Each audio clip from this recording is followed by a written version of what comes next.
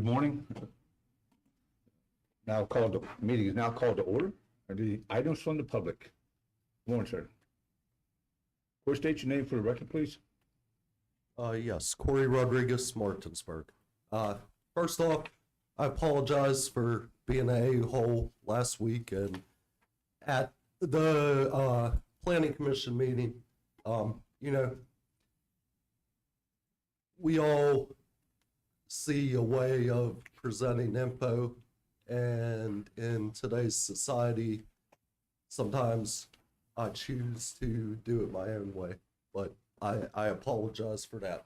But what I want to talk about today and what I was going to talk about last week is DOH. And first off, Mr. Catlick, I wanted to say thank you for all your hard work with DOH related to Route 9 towards Hedgesville.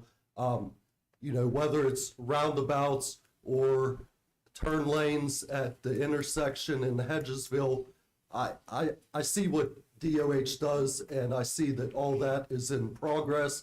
It's in design. Some are getting close to being in implementation. I know it's not the perfect solution for it, but it's a solution that will help improve. So I appreciate your work with that. The next thing, I know you mentioned a couple weeks ago that, and I believe it's next week, there's a DOH meeting about a welcome center off of Exit 8.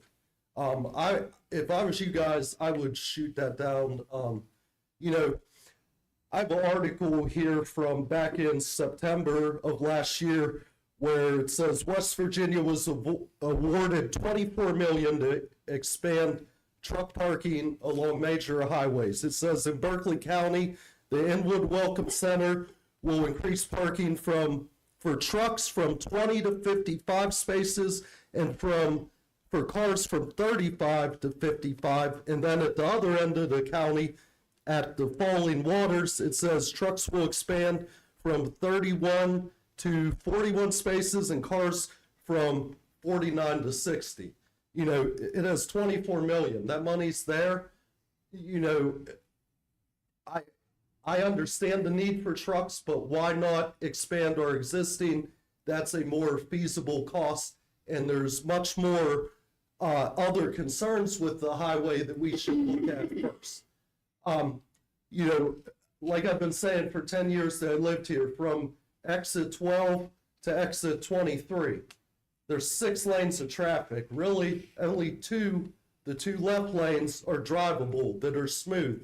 The other 2 lanes, the center and right both ways, you're driving 70, 80, people drive 90 miles per hour, and it's just constant bump, bump, bump, bump, bump, bump, bump, bump, bump, bump. I don't understand after 10 years why, one interstate in our whole district for DOH, why we can't get that paved and taken care of. Another thing is I look at the waste of money at the Apple Harvest I-81 intersection. Okay, to me, it was a mess before. Traffic, always during rush hour, you have non-functional intersections, meaning you could be the first one when that light turns green, and there's a lot of times you don't even get to move from that position because everybody backs up and blocks the lanes. So we spent over $220 million, and all we have is a nicely paved road and some new lights and signs. We don't have the traffic flow. It's not improved. You have 2 lanes coming off of I-81 to turn onto Route 9, but when you come back on Route 9, you should have 2 lanes. We only have 1. The one goes on to Foxcroft. Why can't it be straight? Why can't we have 2 lanes? There's so many things in this county that we need to spend money on before a welcome center. And the one other thing I'll say is from exit 8 to the Virginia line, it's not safe. 81 has way too many trucks to have a 2-lane road on each side. You need at least 3. You need to keep the trucks in those 2 lanes. And going back to the first part, from 12 to 23, you basically, because everybody knows there's only one slow or smooth lane, everybody drives in a left lane. Everybody drives slow. So we create reverse traffic that creates road rage, and it has people weaving all the time. So I would ask you guys to shoot that down to DOH. And I would also ask you to put out the information for next week so that people in the public can go and attend and give their input as well to DOH. And hopefully you'll be there. I will, but do you And know you the can date? express that to them, It's what when? you just told us. The 10th. The 10th, and it's And from it's like 4:30 to 7:30 at the Randy Smith Center. Okay. No, I'll be there, and if you can direct me to the right people to have And conversations I actually with. agree with you. We don't need another welcome center with all the other improvements we need, so. Yes. Good point, but you need to express it there at that meeting. Okay. No, thank you guys for your time. Thank you. Thank you.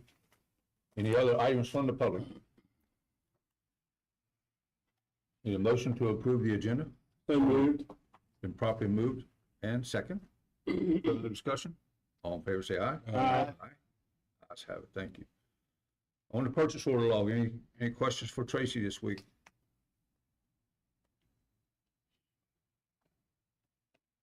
Oh.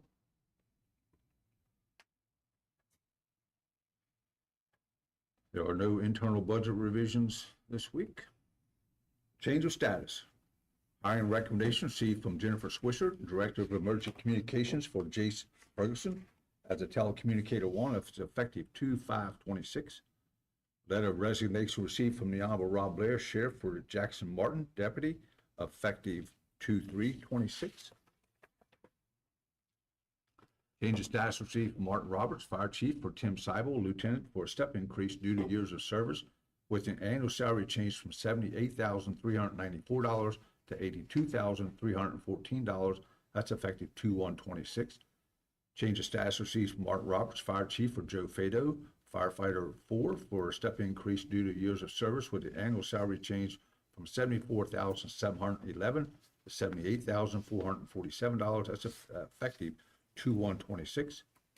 Change of status received from Martin Roberts, Fire Chief, for Aaron Files, Firefighter 4, for a step increase due to years of service, with an annual salary change from $74,711 to $78,447. That's effective 2/1/26. Change of status received from Martin Roberts, Fire Chief, for Jared Wall, Fire Chief 4, Firefighter 4, for a step increase due to years of service, with an annual salary change of $74,711 to $78,447. That's effective 2/1/26. Change of status received from Jennifer Swisher, Director of Emergency Communications, for Verdina Miller, Telecommunicator 2, to receive a $500 stipend for completion of a TAC officer training effective 2/7/26. January 29, everybody was there, so we'll leave that in. Need a motion to approve the consent agenda. So moved. Second. Been moved and second. Any further discussion? All in favor, say aye. Aye. Those opposed, no. Ayes have it. Thank you. We have nothing from the assessor this week. Board and meeting reports. Mr. Boyd. Did not have any meetings. Very good. Commissioner Hardy. Monday night planning commission meeting, just your standard planning commission meeting. Had a few public hearings. Everything kind of went off with a hitch. We did have one public speaker who got a little wound up, but we was able to handle that. So, but other than that, that's the only meetings that I had this week, and that's all I had to report, sir. Very good. Commissioner Whitaker. No meetings, sorry. Mr. Oh, Cannon. but you know what? I did attend the memorial service for you at for Berkeley at the sheriff's office. And it was a cold morning. 25 years ago. 25 years ago. Very cold morning, and I was well attended and quite a solemn time. Commissioner Kellis. Yes, sir. Tuesday evening, we had a sewer board meeting. All is going well with the Eco Lab in the woods. The next big project on the sewer, in terms of correcting some issues that we have, is the town of Hedgesville, actually. We've got some serious issues there. And it's not going to be cheap to correct, but there's a great plan that's being developed to address that. And I think they're gonna be able to get to that within the next year or so. Hopefully before the end of this calendar year, get started on it, but, on the stormwater side, we had that meeting following the sewer board meeting. I just want you to know that the invoices did not go out to the residents and businesses in Back Creek Valley. They'll not receive another invoice in the future. Now, there's direct invoices for $21 a year, half the payment twice a year. So the January was the second of the fiscal year. So they did not receive those. Those that have water and or sewer bills in that Back Creek Valley area, the January bill will eliminate their charge, and they don't receive those until February. So, that's going to happen as well. So people will be out of the fee structure next month. So, yesterday morning, I had the pleasure of attending the breakfast, the partnership breakfast at the Holiday Inn at the Berkeley County Development Authority sponsored, along with Commissioner Goganair. Anthony was there, Brian and Laura were there, and it was a good turnout for the breakfast. And Eddie, you did a nice job expressing our gratitude to Jennifer and her staff for the job they're doing for our community. So thank you for that. Also at that meeting was State Treasurer Larry Pack, and he's to be here in a few minutes to join us today. It's always good to have Larry Pack in town, and appreciate his thoughts on the state helping the county commissions. He's behind it 100%. So we would like to hear from Larry Pack. So Very good. Thank you. And that MS4, speaking of the devil, stormwater Yeah. fee, that's something that this commission's been working on for quite a while, to be able to identify those areas impacted, and the new permit even suggested that area not be included, and that's able to work on that and to eliminate the Valley District basically out of that MS4 fee. So just wanted to, Commissioner Hardy and myself had worked with Senator Capito's office in trying to cut some of those regulations, and those conversations are still ongoing, but we're making some progress. So yeah, we've got to get out of this consent decree is what the next step is. So yeah. Also, as Commissioner Whitaker mentioned, had the privilege to attend the Deputy Burkett's 25-year anniversary of his death. Our deputy sheriff, and that's the only deputy sheriff, fortunately, that's ever been killed in the line of duty. So it was a privilege to go and pay our respects along with his agency, and very, very well done to the sheriff's office and his staff. Had a couple of Zoom calls this week from the Development Authority.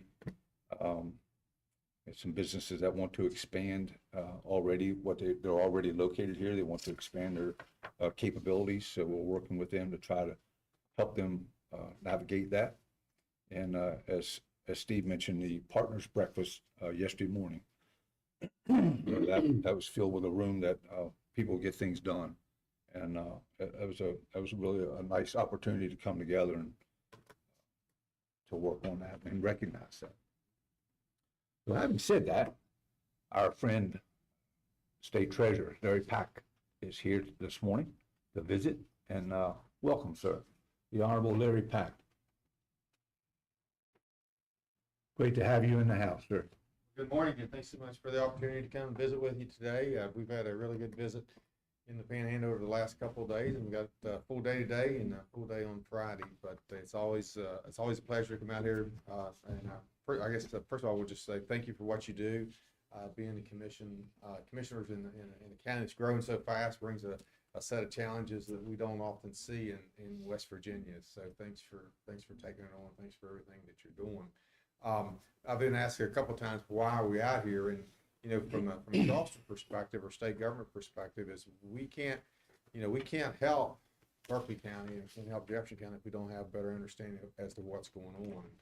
And again, the things that are going here, the fast growth that you're having here with this population, economics, businesses, the challenges that brings, whether it's for water, sewer, roads, and so forth.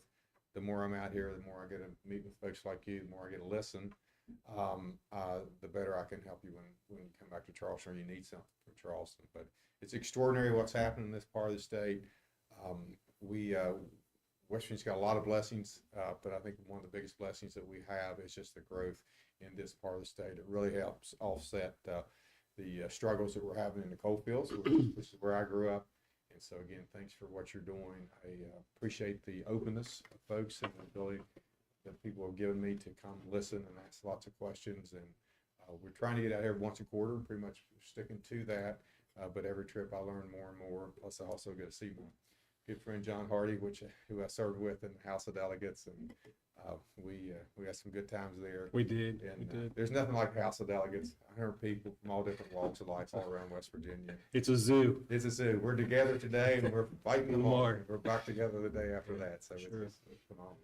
But again, thanks for what you do. We're going to sit and listen for a little bit. If you don't care, try to learn a little bit. But any questions, anything I can do for, just please let me know.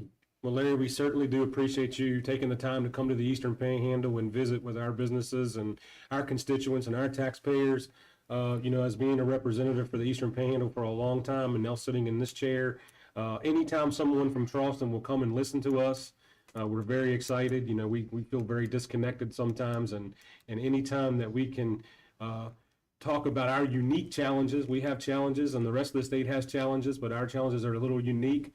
Anytime that we can discuss those with someone from Charleston and will listen, we are very eager to do that. So we appreciate you taking the time out of your schedule to come and visit our commission and visit our businesses and hear from our taxpayers here in the Eastern Panhandle. We really do appreciate you.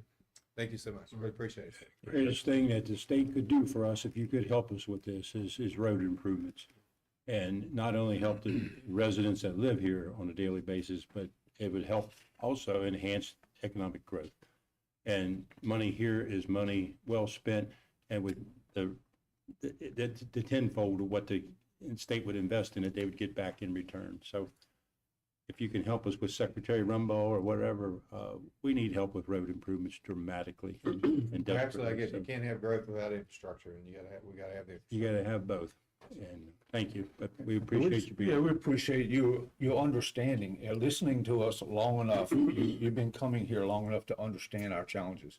And you sometimes you have the opportunity to speak about opportunities to correct some of that. And just your ability to listen to us is really, really important to us. And we can all solve it. We know we can solve it if we work together. And that's what we need, is that working ability, that cooperation with the state. So appreciate anything you can do, and you're always welcome to come back anytime, and phone calls are always welcome. It's always a pleasure to speak with you. Good deal. Thank you so much. Really appreciate it. Thank you. Thank you. Yeah, thank you. Will, you ready to go? Always. This morning, we have no state hearings, but we do have the monthly closings. So this morning, we have 20 estates for final settlement for the month of February 2026. All estates proposed for settlement this morning are identical to those found in your read ahead. Additionally, all estates proposed for settlement have been legally or actually noticed of their proposed pending settlement status as prescribed by West Virginia law. Furthermore, my office has received no written notice of objection to date from any interested parties of the estates named therein. Lastly, all claims of debt publicly filed against each of these estates have either been released as paid in part or in full by the creditors themselves, or alternatively, that the estate has been declared to be insolvent by the personal representative, meaning no probate assets remain to pay heirs, beneficiaries, and creditors alike. Without objection from any present interested party in the audience here this morning, I ask for this commission's consideration for the approval of the 20 estates for final or interim settlement for the month of February 2026. We're going to need a motion to approve the final settlement of accounts as presented by Will Lawrence and our fiduciary supervisor. So moved, Mr. President. Second. It's been properly moved and second. Any further discussion? All in favor, say aye. Aye. Those opposed? Ayes have it. Thank you.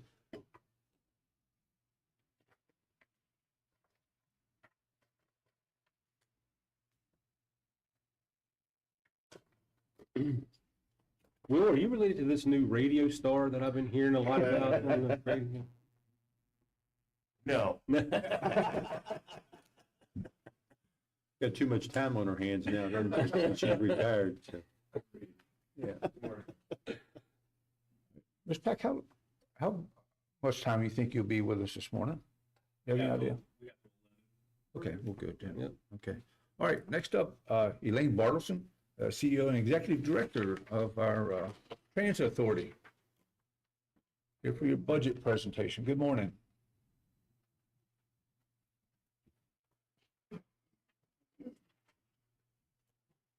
Good morning, everybody, and thank you for having me this morning. I just passed out, I took a quick clip of this morning's progress from the construction site, which is making me very happy, by the way. Starting to look like something now. Yeah. I'm going to say that 2026 kicked off our 50th anniversary of the Transit Authority and serving Berkeley and Jefferson County. We also were recognized this past summer by the FTA for our second zero deficiency triennial review, which is almost impossible to get. So we were very elated that our Region 3 director presented us with that certificate. This past year, we've updated our routes. And when we move to the new facility, we will expand to Spring Mills, which is a very fast-growing area of the county.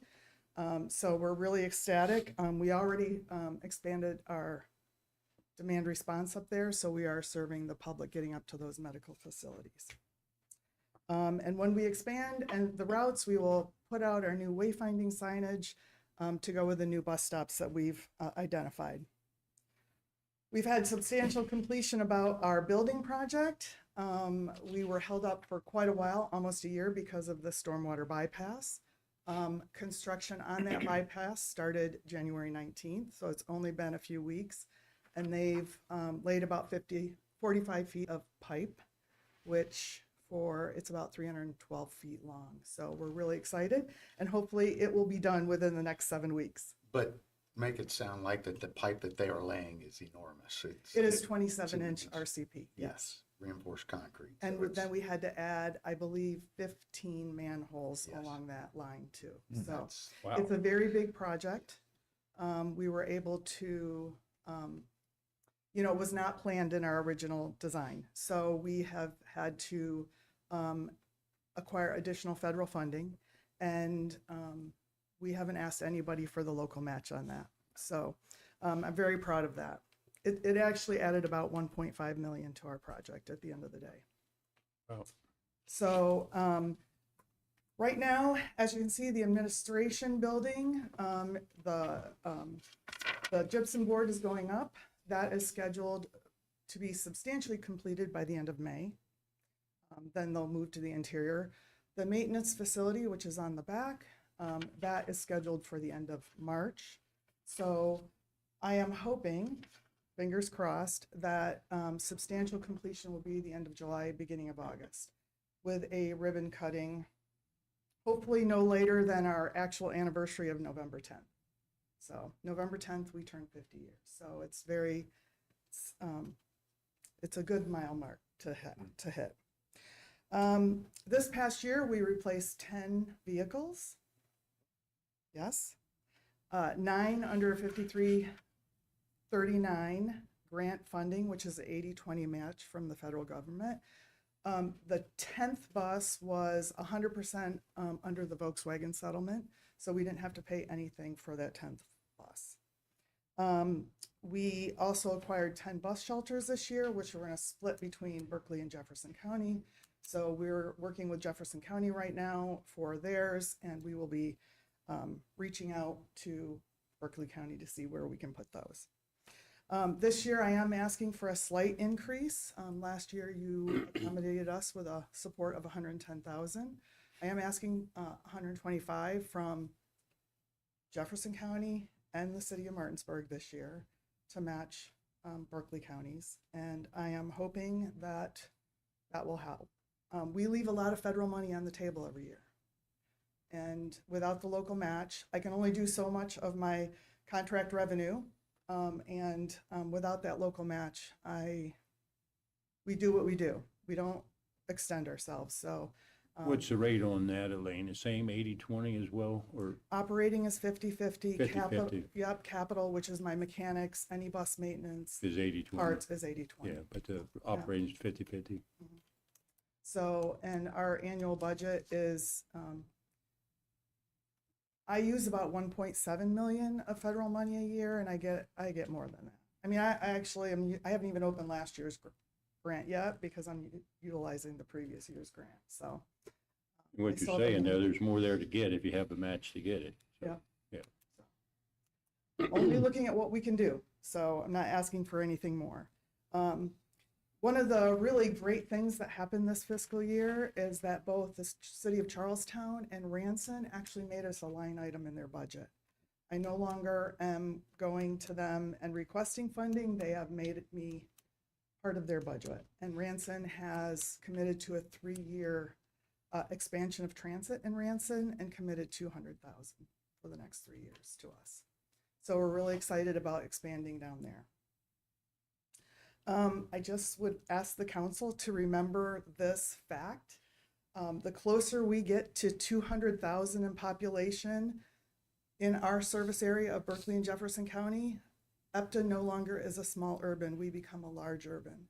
And that means that they expect more local support, financial support for transit, the larger you get. And we are, last census, we were under 3,000 people away from that. So But you have to wait till the next one before, it's Yeah. the next census, and then I have a period of time, but yeah. 2030 is coming fast. Well, we'll be there by then for sure. Oh, In yeah. fact, we're gonna be there a So, lot sooner. than But that. I do Yeah. just say thank you for your support.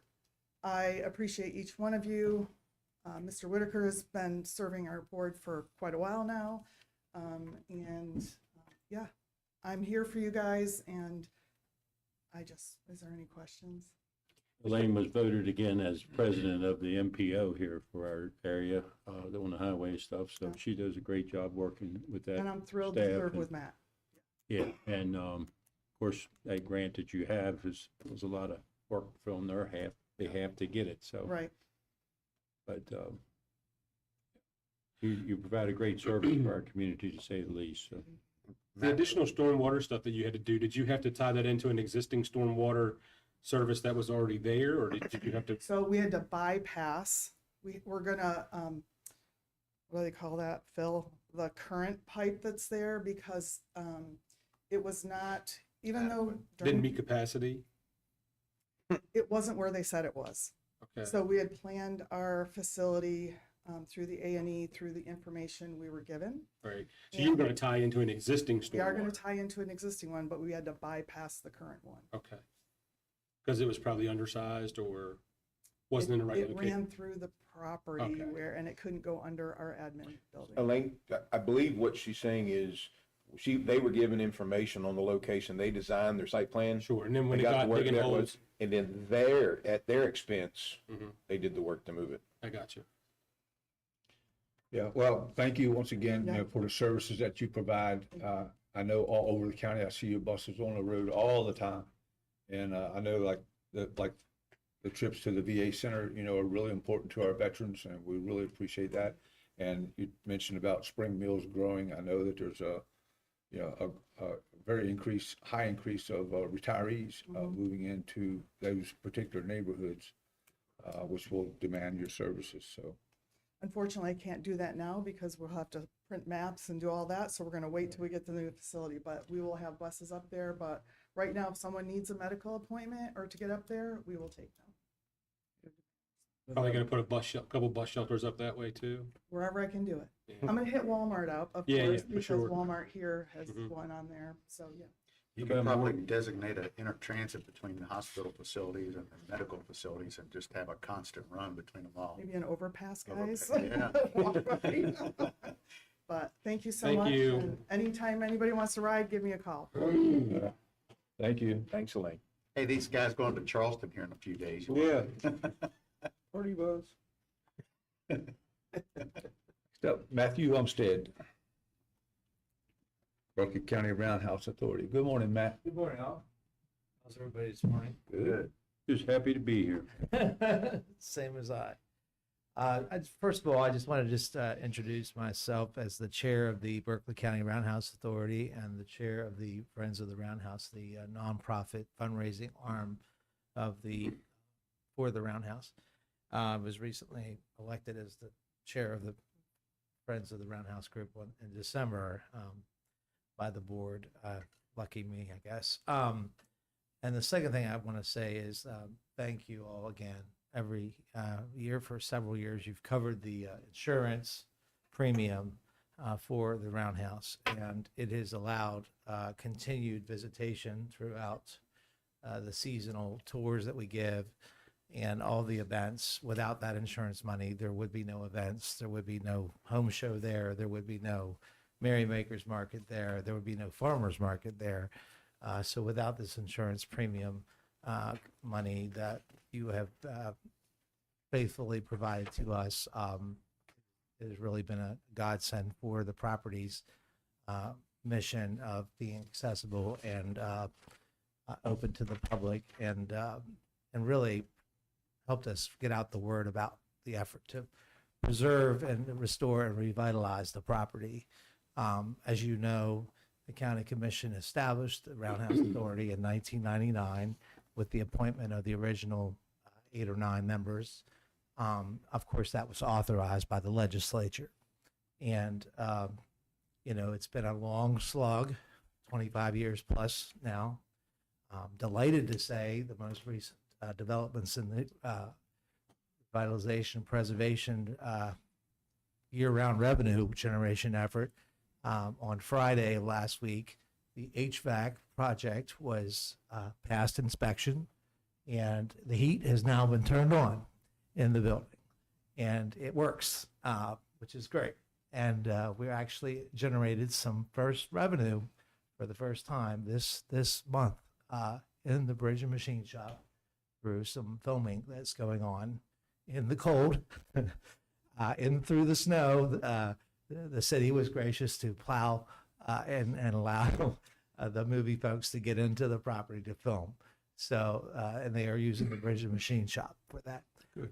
So that is a very exciting development. And since we last talked a year ago, the elevator project also has passed inspection in October, and you all contributed 10% toward the 20% match for that project. And you obviously also contributed funds toward the HVAC project as well. The city contributed as well to both of those projects. So we're making progress. The last component really to fully get the gathering, event, conference component for that second floor space, the last component that we absolutely have to have is permanent lighting. And that's basically armored electric cable with work lights, not decorative lights, not SHPO approved lights, just work lights to basically clean the floors, to do the basics.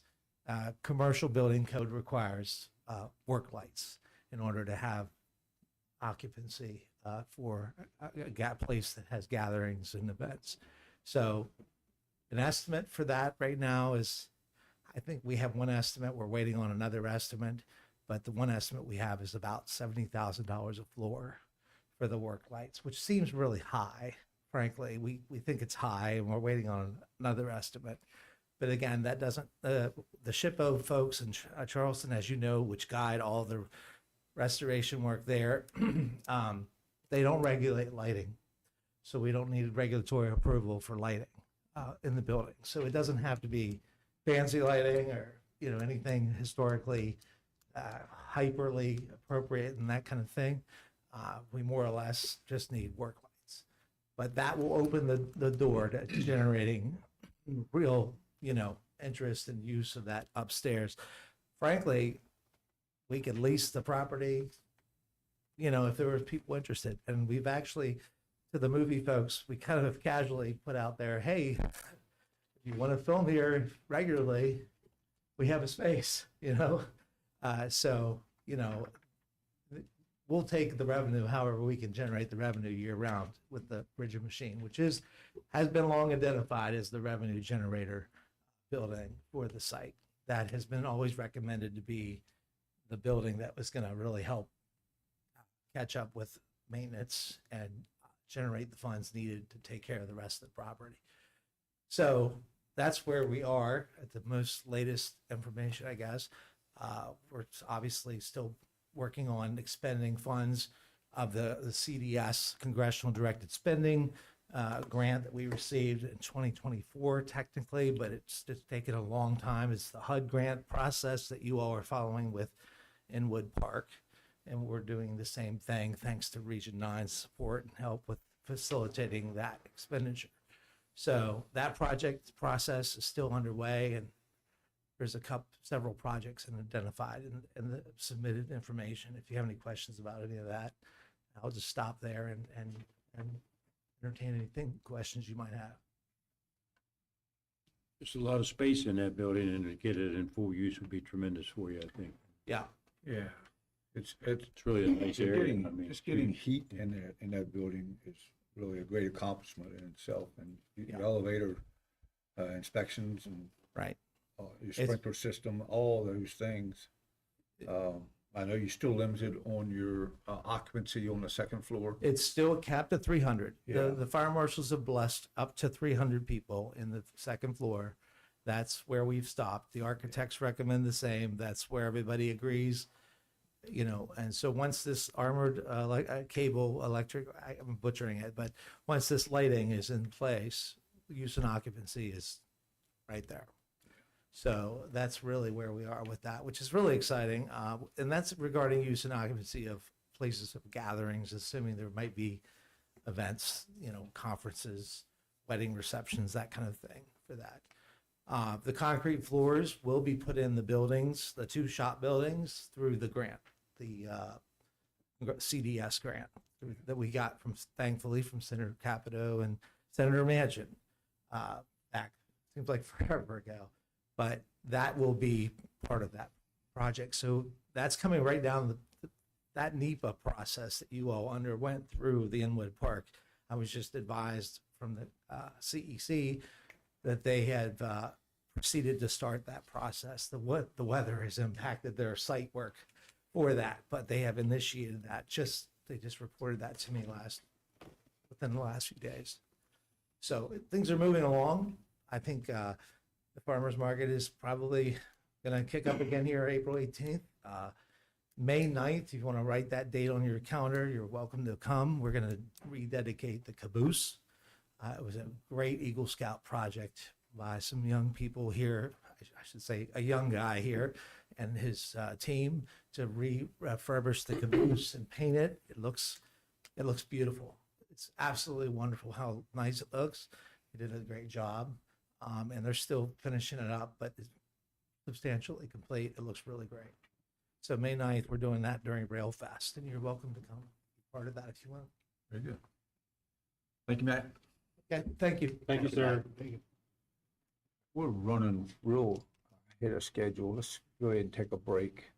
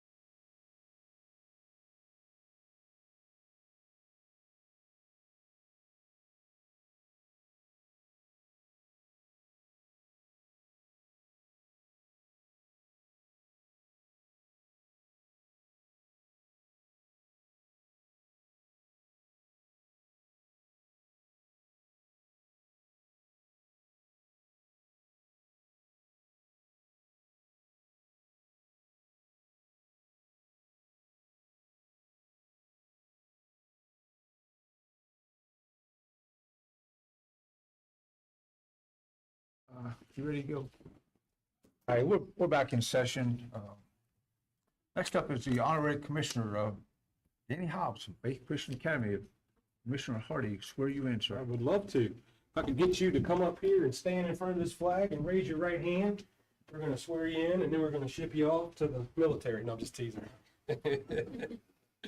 Just raise your right hand and repeat after me. I, Danny Hobbs, I, Danny Hobbs, do swear do swear that I will uphold the Constitution of the United States that I will uphold the Constitution of the United States and the Constitution of the State of West Virginia, and the Constitution of the State of West Virginia, that I will work hard to fulfill my responsibilities that I will work hard and fulfill my responsibilities of the office of Honorary Commissioner, of the office of Honorary Commissioner, to which I've been appointed. to which I have been appointed. So help me God. So help me God. All right, thank you. Got a little certificate here for you, and we'll get some pictures here in a little bit. If you want to tell us a little bit about yourself, where you go to school, and maybe if you siblings, and maybe what you want to do after school. So, Well, I go to Faith Christian Academy. I have 3 siblings. We were just talking about them, Emily and Eli. Emily is in 11th grade, and Eli just graduated college. I play sports right now. We're in basketball season. We're getting near the Final Four. As for after high school, I was looking to go into a field of engineering, still undecided which field. And then as for college, that is still also undecided. okay, well, sounds like you got it all planned out. So, basketball, is that your number one sport? Yes, that's my number 1 sport. That's good. That's good. Well, thank you for being here today. Does anybody have any questions for Mr. Hobbs while we got him on the spot? His daddy has coached over there as the head boys basketball coach for, it's gotta be 20 Long years time. now or Yeah. longer. Yeah. Well, that's So what are you, a forward? And he's also the athletic director there. at Right, Faith. yeah, I'm a guard. Guard? Mhm. You pretty good with your 3-point shot? I'd like to say so. Yeah. Get Mr. Canada to help you Yeah, give you some you- pointers. As long as you're not on the bench guarding the water bucket, Yeah. that's pretty good. You That's have you're to doing record, right. so. That's where they kept me during basketball season. That's my basketball guy. All right. I was on football and guard and tackle. Yeah. Sat on the end of the bench, guarded the water bucket, and tackled anybody that got near it. Well, thank you for being here today. Appreciate you.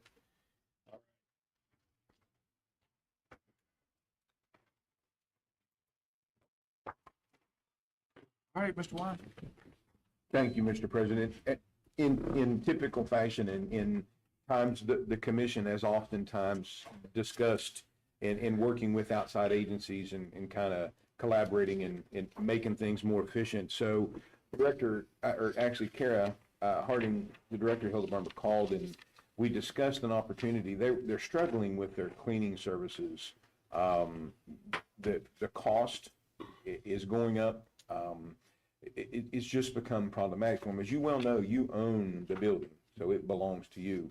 So she asked if there was opportunity for the commission team or staff to clean, or did we have any relationships with folks on the outside that may or may not want to clean? So after some discussions with Chad and Kara, and she presented to her board, and they are asking if the commission would have interest. You have in your packet an agreement, a usage or a service agreement that Jeff and Anthony worked on and provided. So long story short, if the commission sees fit, we would like to hire a custodian, add it to your staff, and the cost of that custodian would be directly reimbursed back to the commission monthly. So it's a no-cost effort to you. There isn't 40 hours of work there, so this would augment the team here. So you wouldn't just be one person, but Mike would manage. So Mike has experience in clinical cleaning anyway, so it's a win-win for everybody. So if the commission sees fit, we'd create one additional custodian position, and it would be fully funded monthly by the health department. We just bill them as it goes. Very good. Do I have any questions for Gary? Because it sounds like a pretty good opportunity for everybody, quite honestly. Or And could it we- saves could them we- money. Could we do in lieu of paying them what we pay them for the budget each Might be 6.5 dozen is, yeah, this is year? Same cleaner. difference. I prefer you do it this way. This is cleaner and neater. They only get billed as it was used too. That's that correct. way. Yeah.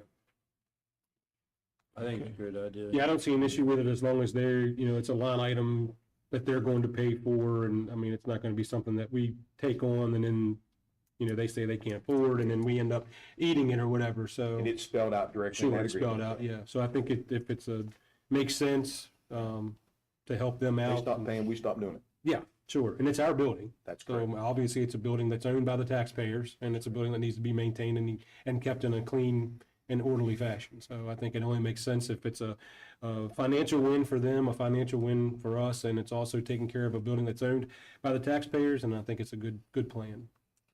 Quite honestly, if they have an issue, it's one phone call and problem solved. you know, Correct. When they have a problem or an issue, so. And we know what kind of work our custodial staff Yeah, does. they do I a mean, great job. This, They do excellent work. I excellent would work. make the motion to adopt the agreement and grant the president the authority to sign the agreement. Second? It's been properly motioned and second. All in favor, say aye. Aye. Those opposed? Ayes have it. Thank you. Thank you.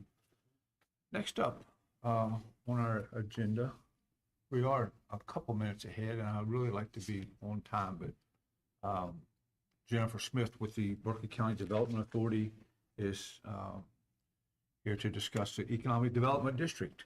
Good morning, Jennifer. Welcome. Morning, and thank you, Eddie. I appreciate the opportunity to speak today. So the purpose of today's hearing is to discuss the Economic Opportunity Development District, or the EODD, that the county would like to create. And simply put, it is a tool that we can use to help finance or pay for infrastructure, and such as roads and utilities, for future economic development.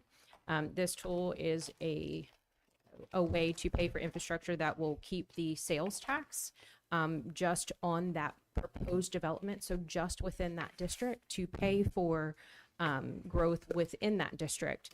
So this is not an increase in taxes, and it is currently, it would not use county funds either. This is a great tool in the bucket for economic development that would assist with our project.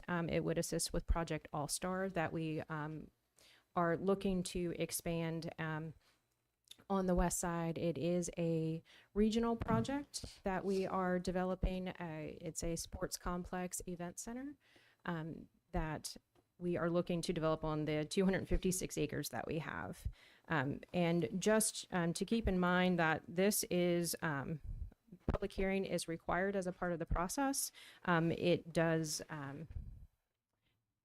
application still does need to be approved by the West Virginia Department of Economic Development, as well as the legislators need to approve a bill that is currently going through the session at the moment. So I am open for questions. I don't have any questions or anything Mr. Stump would like to add. No, sir. Is this something that's required in order to get a stiff? Yes, sir. public hearing. Yeah, so We open it up. Okay, it's 11 o'clock, and make a motion to open the public hearing. Mr. President, I move that we open up the public hearing for the economic, I'm sorry, let me, Development District. the Economic Development District. Been motioned.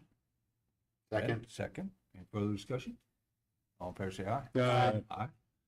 Let the record show that 10:59, we are open for public comment. If anybody in the public that would like to come forward and speak, please do so.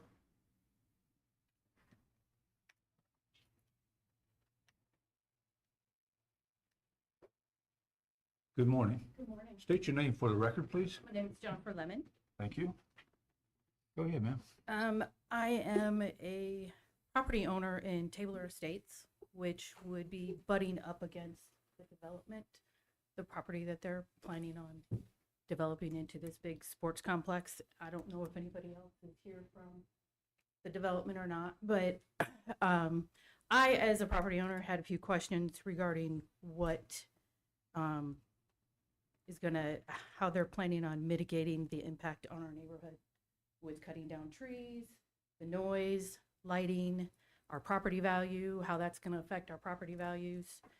I do know that where my property is, right now I'd be able to see it. I mean, I have 3 acres, there's trees, but obviously in the wintertime, there's no leaves on the trees, so I would be able to see it literally from standing from my deck. Not real thrilled about that at all, or the impact that it's going to have on the wildlife.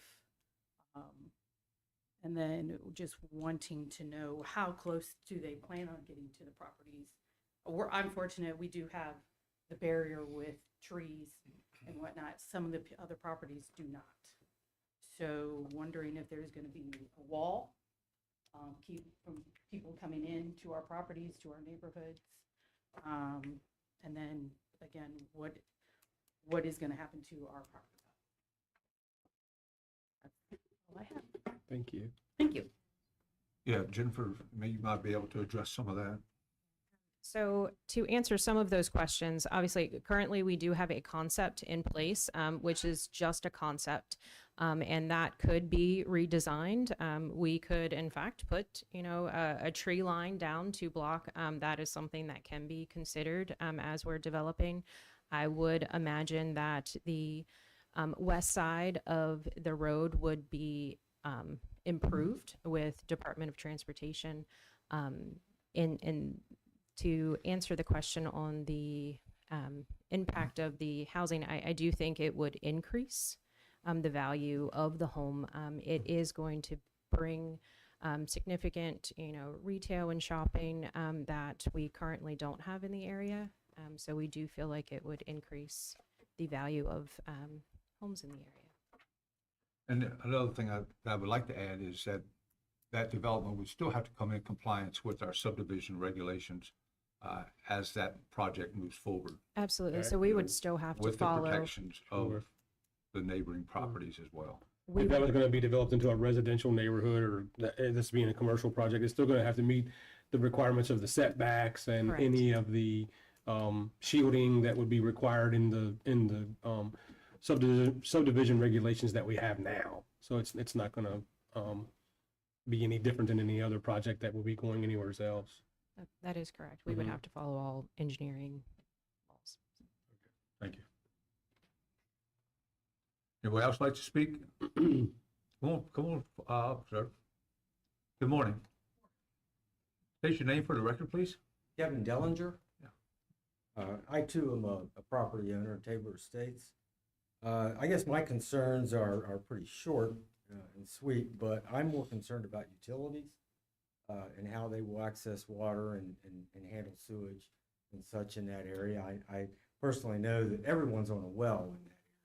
I certainly hope the plan is not to, to drill into that vein of water that serves that area. That could really be disastrous for a lot of people. And I know that they did have drilling rigs in there at one point right behind my home. So I'm guessing that was not perks, but that was to see, the status of the water in that area. Also, I'm not sure about West Virginia, if there are proffers, but I would like to know, will there be improvements to handle the traffic, the extra traffic?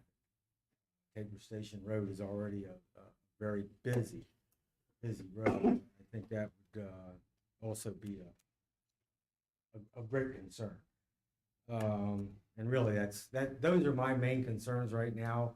Obviously, when you get into construction, that was I did that for decades before I retired. I'm a retired engineer, but I'm concerned about blasting and everything associated with that, and so that I hope is looked at very closely. But again, that's going down the road. I do support that on that end of the county. I think it's a great idea, but I hope there's a lot of consideration given to the millions of dollars of homes that are surrounded. Very good. Thank you. Thank you.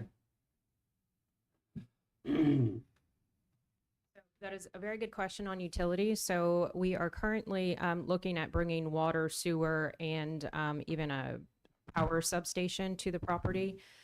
So we would not be using wells. There was some drilling that was done by West Virginia American Water, but that was not something that the Development Authority looked to pursue.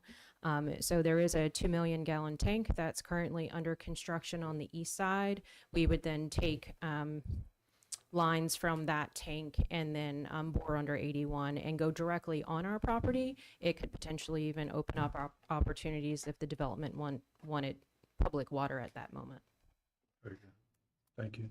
And to answer the traffic question, the road potentially, with conversations with the West Virginia DOH, we were discussing a possible circle to, we're imagining the traffic just coming on and off of 81 and not going in the other direction. So our property does sit right along 81. So through conversations with the DOH, they had mentioned a traffic circle like they've done in Exit 5. But again, it's just a concept and that hasn't been confirmed yet.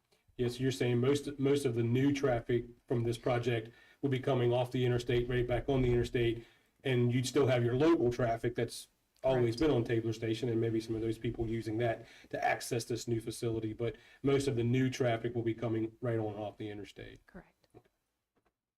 Very good. Thank you. Are there any other comments from the public, or Ms. Lemon, or something that you maybe didn't bring up after your first time? No, I think. Okay, and as far as the blasting and stuff, the state fire marshal is responsible for the licensing and monitoring of that. So I understand your concerns, certainly, and I hope that any questions that you may have, that you certainly can reach out to our Development Authority Director, and she will, answer your questions the best we can as things come up. Reach out to us, as this process moves forward, and we want to make sure that the public is informed and that they are aware of what's going on. So I think it'd be a really great opportunity for Berkeley County. Once everything gets in place, it's going to be I think an amazing opportunities here. So, Mr. President, in the beginning, there will be other public hearings that will take place at the planning commission level and engineering level. So this isn't the only public hearing that will be established. Yeah, that's what I wanted to say. I mean, this is very early in the process, and if this moves forward, it has to go through our county engineering and through our through that whole process. So there's plenty of other times to the planning commission meetings will, there'll be at least 4 meetings, 5 meetings on that project. I oversee the planning commission. We have a planning commission board where we want to hear the public's input. We want to be transparent. We want this project to be successful for our county on all levels. So we are more than willing to listen to, people's concerns and making sure that we're addressing them. okay, if there are no other comments on this economic development district, I make a motion that the public hearing be closed. I'll second that motion. Nope, we need to first it. You know, first. Oh, I'm sorry. I'll make the motion that we close the public hearing. I'll second. Been properly moved and seconded. Any further discussion? All in favor, say aye. Aye. Ayes have it. Those opposed? Thank you. Okay, we need a motion to adopt the resolution regarding the submission of the application for the EODD and grant myself, the president, the authority to sign the document. So move that, Mr. President. Second. It's been properly moved and second. Any further discussion? All in favor, say aye. Aye. Those opposed? Ayes have it. Thank you. All right. Do we have, hospice is not here yet? Not yet. Correct? Take a break. We're gonna have to take another little break then, until we catch up. We'll take a break.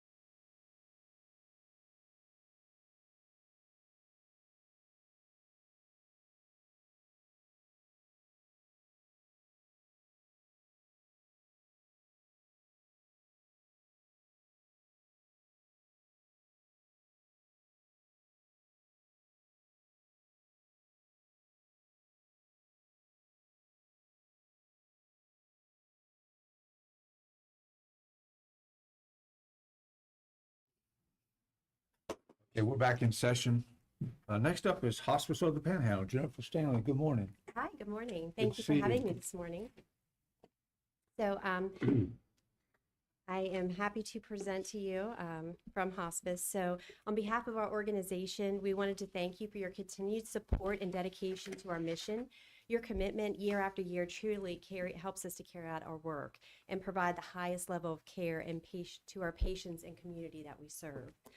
We are greatly grateful. We are deeply grateful for your participation. And so I'm pleased to report to you the impact that we've had over this past year. Through our programs, we have served 636 patients through our palliative care program. That is a new program that we added 5 years ago, and it has continued to grow each year. We served 1,385 patients through hospice care.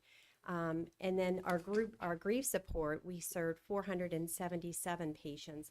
That is actually a free service to the community as well. Even if you haven't used hospice for grief support, we do offer that as a free service to the community. And then transportation, we had 477 patients through that. This is something new that we added last year. We were able to secure a grant through Craig Blair, and we were able to purchase a van that we had to have modified so that we could put a stretcher and a wheelchair in the back. That cost approximately $81,000. We purchased a refurbished stretcher, which cost $11,000, and then a stair lift, which cost $5,000. All of that was paid for out of our budget, but the $81,000 did come from Craig Blair. We were recently talking with Jason Barrett. He approached us about a second vehicle, a van that we were interested in purchasing. And so he gathered up some of the senators and delegates to help us to fund that. And so Thorne, Funkhauser, Clark, Hurst, Height, Masters, Wills, and Hornby have all committed, and we're at about $60,000 right now. We are $30,000 short of that cost, that plus the additional cost that we would have for a stretcher and a stair lift. So today we are coming to you and requesting $5,000 from the county to support this effort.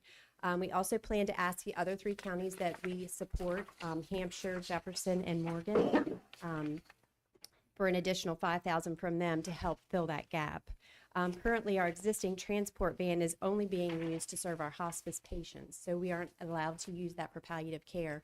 Hospice benefit requires that we do provide transportation, and the reason that we added this service is it was costing us about $700,000 a year to transport our patients, because we were required under the hospice benefit to pay for that. So one trip to Hampshire County cost us $1,800. That same trip now that we use our van for cost us $150. So it really has helped to benefit us in that respect.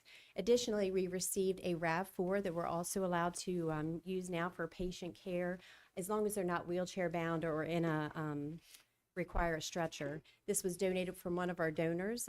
We are using it for supply drops, anything that we could necessarily need to take a patient out, or to like pick up a prescription, something like that.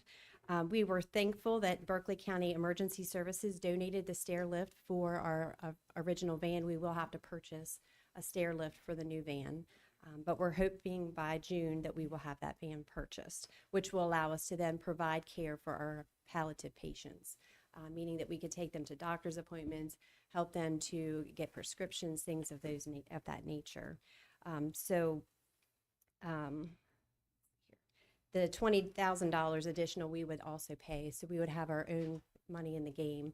So the $30,000 that we're hoping to come up with, the additional chamber or the county commission, and then also we would have the additional money for the stair lift and also for the stretcher. So all of this is made possible through the strong community support that we have. Each year we raise about $700 to $1 million to cover the cost of Medicare benefits that are not covered, or patients who do not have coverage. And we're able to do that through fundraising and through community support and grants of that nature. So we are very grateful for that support, and we wouldn't be able to run an organization without the support of you and also our community. So we are very grateful for that. Some of the things that we do offer for our patients is kind of a wish list in their final days. I have been able to be a part of that with one of our patients, and it really was heartwarming to be able to help her with the last thing she wanted to do was to see the movie Wicked, and we were able to work with Leitersburg Theater. They actually donated the entire theater, all concessions, and so she was able to go with her friends and her family, and she has passed now, but we were able to help make that wish come true for her. We've done things such as weddings for family members who parents aren't able to be there, and because of their illness. So we have actually had a wedding on our Labyrinth, on our inpatient facility.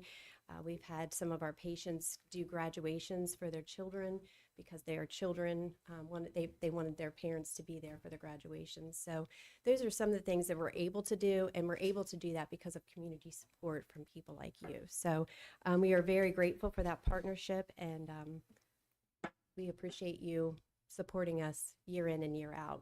I know in the past you've given us $2,500, and this year I'm asking for that plus the $5,000, but it will be put to good use because we'll be able to add another transportation vehicle for our palliative care program. So, do you have any questions? Well, thank you. I'm kind of surprised at the amount of transports that you're already doing, that you've done, over the last year. 477 transport, that's a lot. That was for 2025. Yeah. Mhm. And that number will only grow It will. as you grow. But yeah, that's a great service to be able to provide that. Thank you. It's nice that you were able to combine those LEDA funds Yes. from all those different entities, both the House and Senate, to go towards your new transportation vehicle. So that's good. Everybody working together to help you with that. That's So fantastic. So everybody was a different amount. We had some that were 10,000, some 15, some 2,500, but it was nice that everyone jumped on board. Sure. So. Very good. No other questions? We appreciate hospice, unbelievable what y'all do for this community, and I can't say enough good things about hospice. So Thank you. we'll do what we can to help you. Okay. Thank you. Very good. Thank you. Thank you. Thanks for the goodies. Yeah, you're welcome. Next up is Joe Elliott, Executive Director of the Community Alternatives to Violence. Good morning. Good morning. How you doing? Morning. It's gonna get cold again in the next couple of days. It What is that is. about? That's all right. Sunshine, isn't it? The sun is shining. It's not too bad out That's there a right good thing. now. Scoot out for your lunch, right? So I've been before you multiple times. Community alternatives to violence. We're the battering intervention prevention program here in the Eastern Panhandle, the only one licensed to do that work. And I'm here again asking for your help. We cannot do what we do without our community support, and you guys play a huge role in that. Our referrals are holding firm. Our enrollment is maintaining. More and more of our participants are struggling to pay even the minimum of class fees. More are turning to community service. They're paying at the bottom, and fees alone do not keep our doors open. Outside funding sources that we have are feeling the pinch. You're hearing all the stories through all this budget request process. Everyone is having the same problem. They just don't have the funding, and we need outside funding. When you see our financials, we need outside funding. We can't do this on our own. We've cut our payroll by over $14,000 from last year's budget to try and incorporate the loss of income.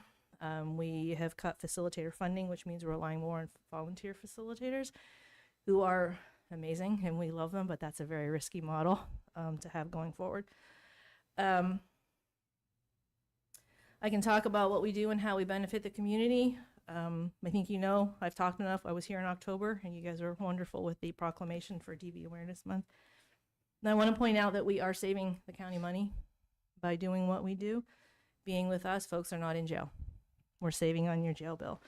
Or maybe they're not having supervised probation, but they are receiving very critical, needed intervention services, learning better ways, changing their belief systems, healing their families. Not just the individual in front of us. If we break the cycle, they don't repeat. They're not in the system again. Their children aren't exposed. They don't grow up to be batterers. This one person is not the only one who's infected. Entire families are infected by what we do. Generations are impacted by what we do. I don't want Kaz's message really to be about that we're saving the county money. I would prefer it be about the work that we're doing in ending violence and breaking the cycle of domestic violence so that our children are growing up in safe, happy, healthy homes, that they are being children, they're not being exposed to the violence. I do understand all of the nonprofits in the area, we're all hurting right now. None of us are more valuable than the other. I just listened. Oh, she left. That was incredible what hospice does. I didn't realize they did all that stuff. I was blown away. But we do know that when money's tight, when jobs are hard to find, when housing isn't safe, domestic violence does increase. We have seen it in every situation, and so there is very likely to be an uptick in domestic violence if the economy keeps going the way it is. Hopefully it does not. Hopefully we have a fantastic turnaround here. It's an awful cycle, and we need your help to break that. And I'm much happier answering questions if you have them than just talking. But I can talk. Which would you prefer? Yeah, I don't have any questions, Joe, but it's one of them things. Everyone's hurting. Just, it's a shame that those services are even needed. Yeah. In our community. We would love to put ourselves out of business. And I think Epic feels the same way. We do partner with the Eastern Painter Empowerment Center. We would both love to put ourselves out of business. No one would be happier than we would be. As CASA would be not needed. Oh, Yeah, so yeah, many. oh my gosh. Yeah. We'd all be needing jobs, but we'd be happy about it, right? It's and it just keeps getting worse, right? It just keeps getting worse, and it will continue to get worse as services are not as readily available as jobs are not available. Okay. Anybody else have anything for Joe? I know it's short and sweet when I come, right? Thank you. Thank you very much. All right, next up is Honorable Anthony Petrucci, County Clerk. Good morning, sir.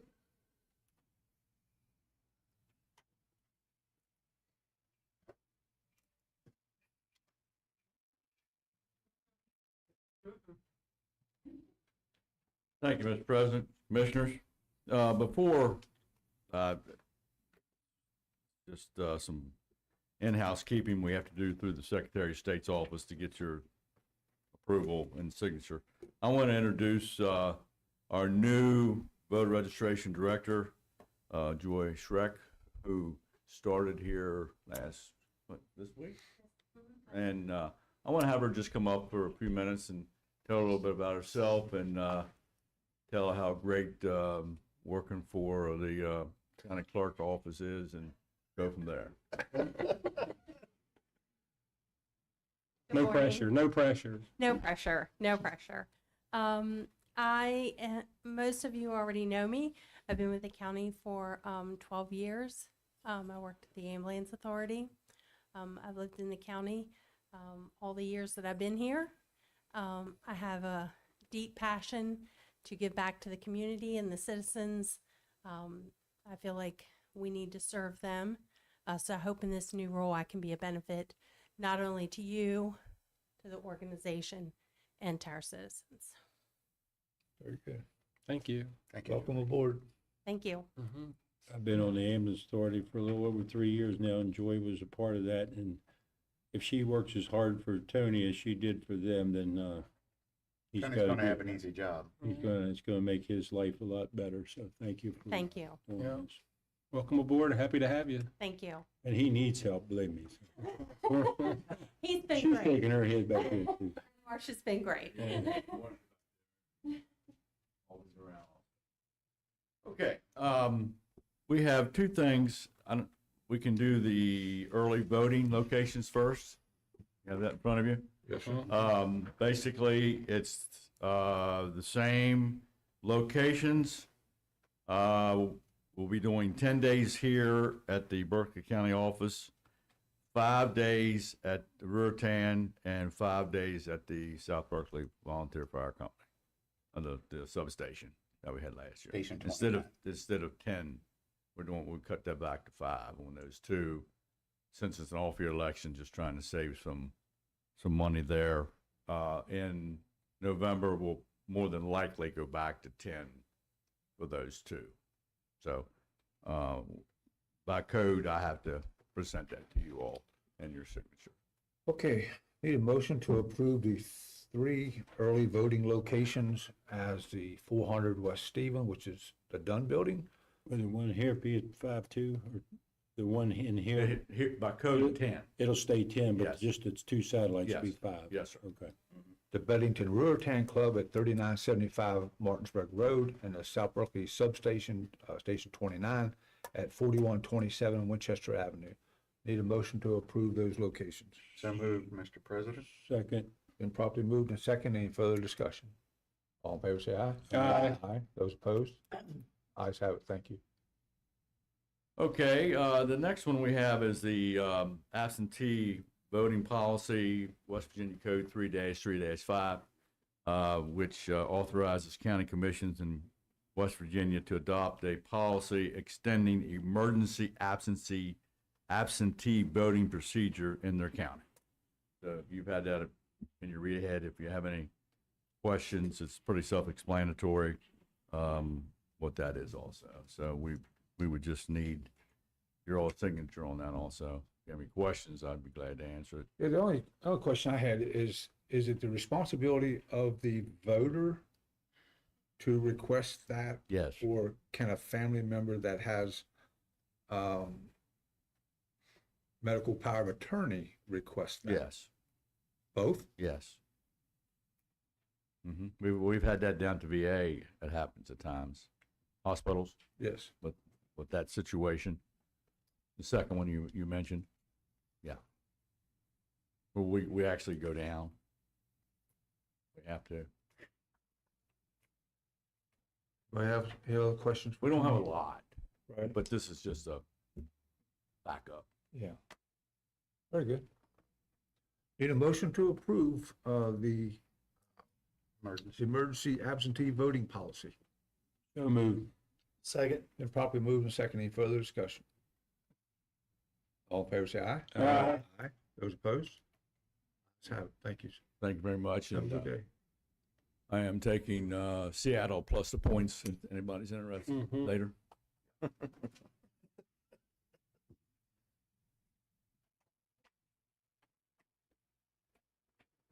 All right.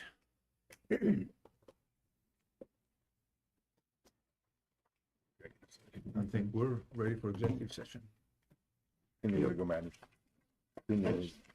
Need a motion to go into executive session for legal matters. So moved. Second. Moving second. Any further discussion? All in favor, say aye. Aye. Ayes have. We are in executive session.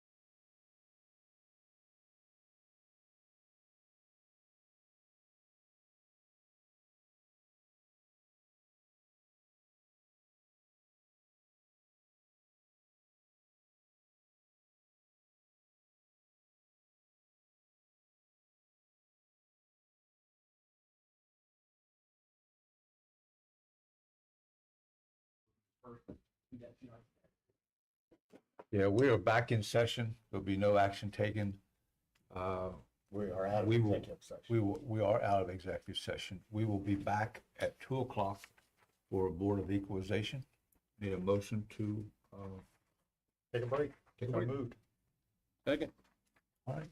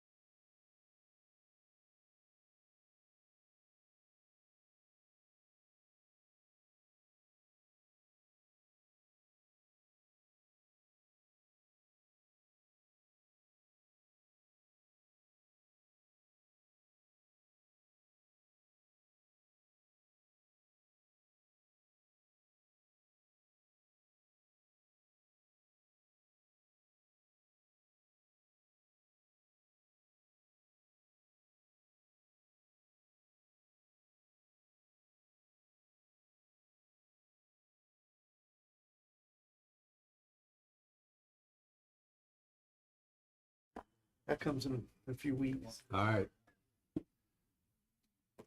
We're back in session for the Board of Equalization, session number 3.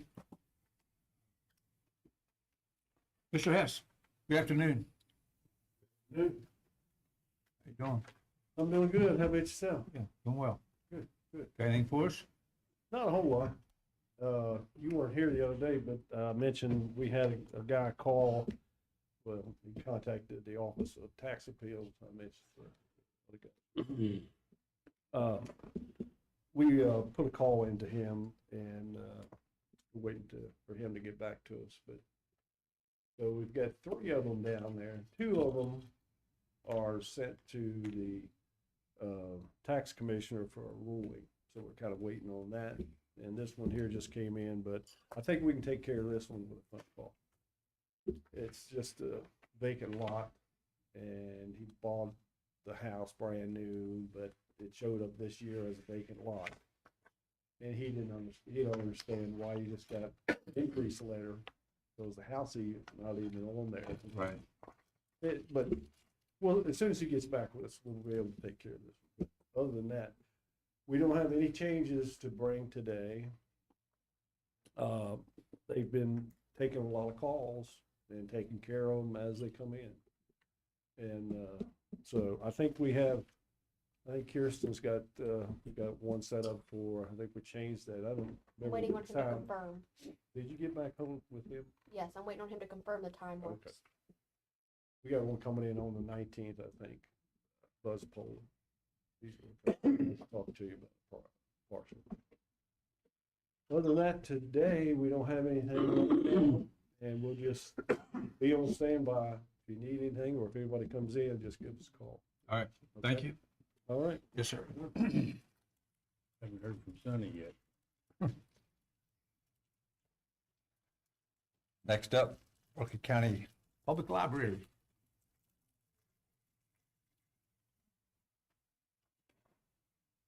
Good afternoon.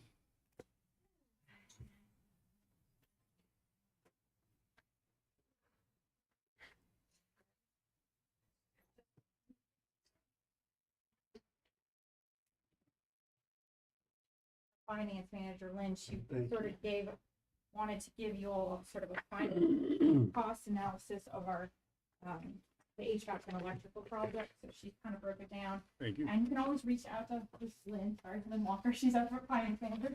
You can always reach out to her if you have any questions about the project.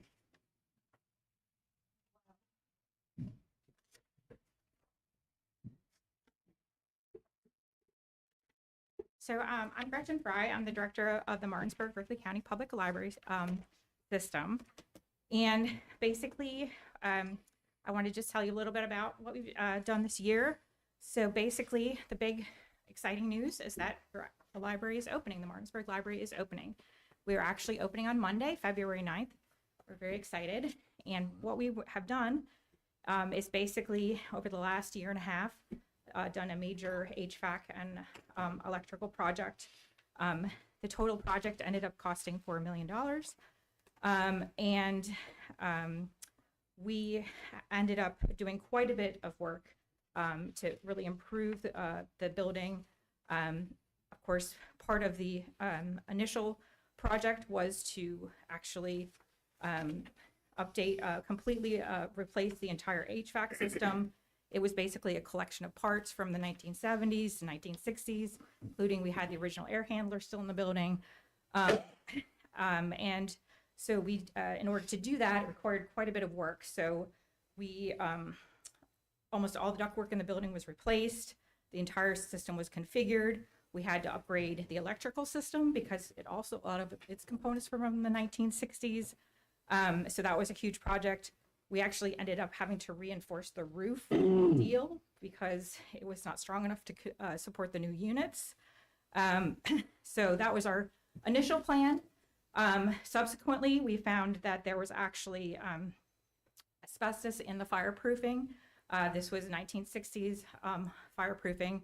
And obviously, when you're removing ceilings, you then are disturbing the asbestos fireproofing. So at that point, we had to abate all the asbestos fireproofing in the building. We had to hire a contractor, a licensed abatement specialist to come in and safely abate and remove all the asbestos. Once that was finished, we had to then replace the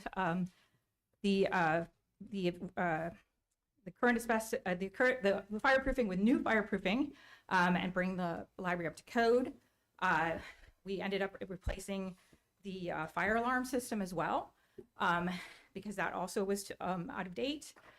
We ended up actually working with Berkeley County IT, and they came in and actually rewired the entire building with new upgraded IT wiring, which was wonderful because obviously as a public library, we need functioning internet for our patrons and for our staff.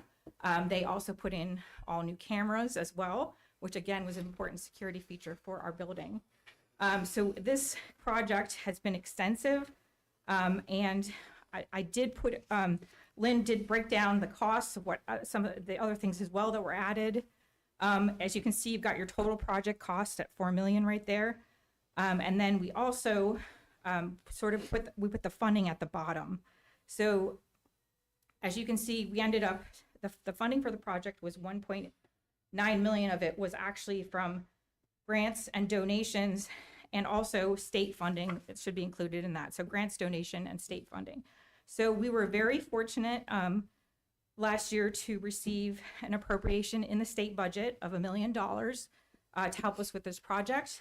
Senator Barrett was instrumental in getting that appropriation for us, and we're very grateful for him and the other legislators for doing that. I know that Senator Patricia Rucker also really was helpful in that. We were also very fortunate to get a $500,000 private donation as well from an anonymous donor. So that helped us as well with this project. So 1.9 came from these various funds. And then the other $2 million we are currently going to be paying for out of library operations. So we got a loan for 1.6. So that's, those last two numbers are on the bottom add up to that 2.1 there. So the 1.6, and then we're actually taking some out of savings. So we will be continuing to pay for this project for the next 10 years out of library operations. So that's kind of an overview of the project. In terms of what, for the opening, we are, so we're opening on the 9th, and then we're gonna have a ribbon cutting on February 19th. And I did send invitations to you all, so hopefully you got them. So we hope you all can come, and I know Mayor Knowles will be speaking, and I hope a representative from the county as well will speak as well at the event. It's going to be at 11 o'clock on February 19th. It's also going to be a chamber event, Main Street Martinsburg, as well as the Friends of the Martinsburg Library will also be sponsoring the event. In terms of other general information about the library system, we did also do some improvements to the North Berkeley Library building. We actually got some LEDA funds, and we were able to use that to put in new floors at the North Berkeley Library and install a new circulation desk. And actually the Musselman Library also has new floors. That was in partnership with the school. They paid for those floors. Of course, the library staff helped move all the books and get everything organized, but those floors were installed at the Musselman Library. In terms of what we've been doing while we've been closed, we have still been serving Berkeley County residents. We actually extended the operating hours of all the branch libraries while we were closed. Normally branch libraries only open 28 hours. We extended them to 44 hours, and we moved all our staff out of the branches to accommodate that. We have been basically running a lot of our library programs out of the branches. We've been running programs out. We had some at the Roundhouse. We actually, our tax program we do every year is currently here at the Dunn building again this year. So we've been trying to do a lot of our library activities outside of our normal space. So that's sort of where we are. Do you all have any questions for me about the library system, the project? I don't have any questions. I'm very happy to hear that you finally Found the light at the end of the tunnel. Yes. How long has it actually been closed? That time slips by, We've been closed for a year and a half. a year and a half. Yep. Mm-hmm. We've been open on last Monday, but the snow killed me. Yeah. The fire marshal You can understand that, yeah. and he couldn't get there. He did Yeah. the final fire. So, it was Oh, all fire meeting. all your new systems up and running and working well. Yes. Yes. We're very excited. We have heat. Yes, we have heat. We have air Good conditioning. thing. So it's very exciting to be actually able to be in that building and actually be comfortable. Yeah. So you open this coming Monday? Yes, Monday. That's our soft opening. Our soft opening is Monday, and the official grand ribbon cutting is on the 19th. I applaud you for keeping your services up, even though you had to push them out, to the various libraries. But thank you. I mean, that's what's important, that services were available. Maybe somebody had to travel to get to it, but they were available. Yes, we ended up actually, we had over 1,000 more book circulations at each branch every month because people were going to the branches to use the service. And we saw a spike in our e-materials. We provide free ebooks through our Libby app, and a lot of people were taking advantage of that while the library was closed. And even though the library was closed, once we had actually gotten the abatement part done, we were able to open up the collection. So if people could actually request the books from the library, and we'd pull them off the shelf for them and put them in our courier system, and then they'd go to the other libraries. So the collection was actually being used even though we were closed. Well, I might have missed it when you said, will you cut the hours back at the other places when you reopen? Yes, unfortunately, we have our limited $2.2 million a year budget. So unfortunately, we will have to go back to our normal operations. Very good. Unless anybody's got anything else. Thank you. Thank you.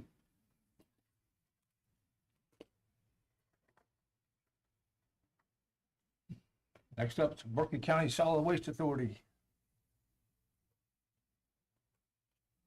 Mark is not here yet. We can wait. We can wait. Let's see. Yeah, we're all right. Yeah, we're We'll here. take a break. We're here at 4 o'clock. Yeah.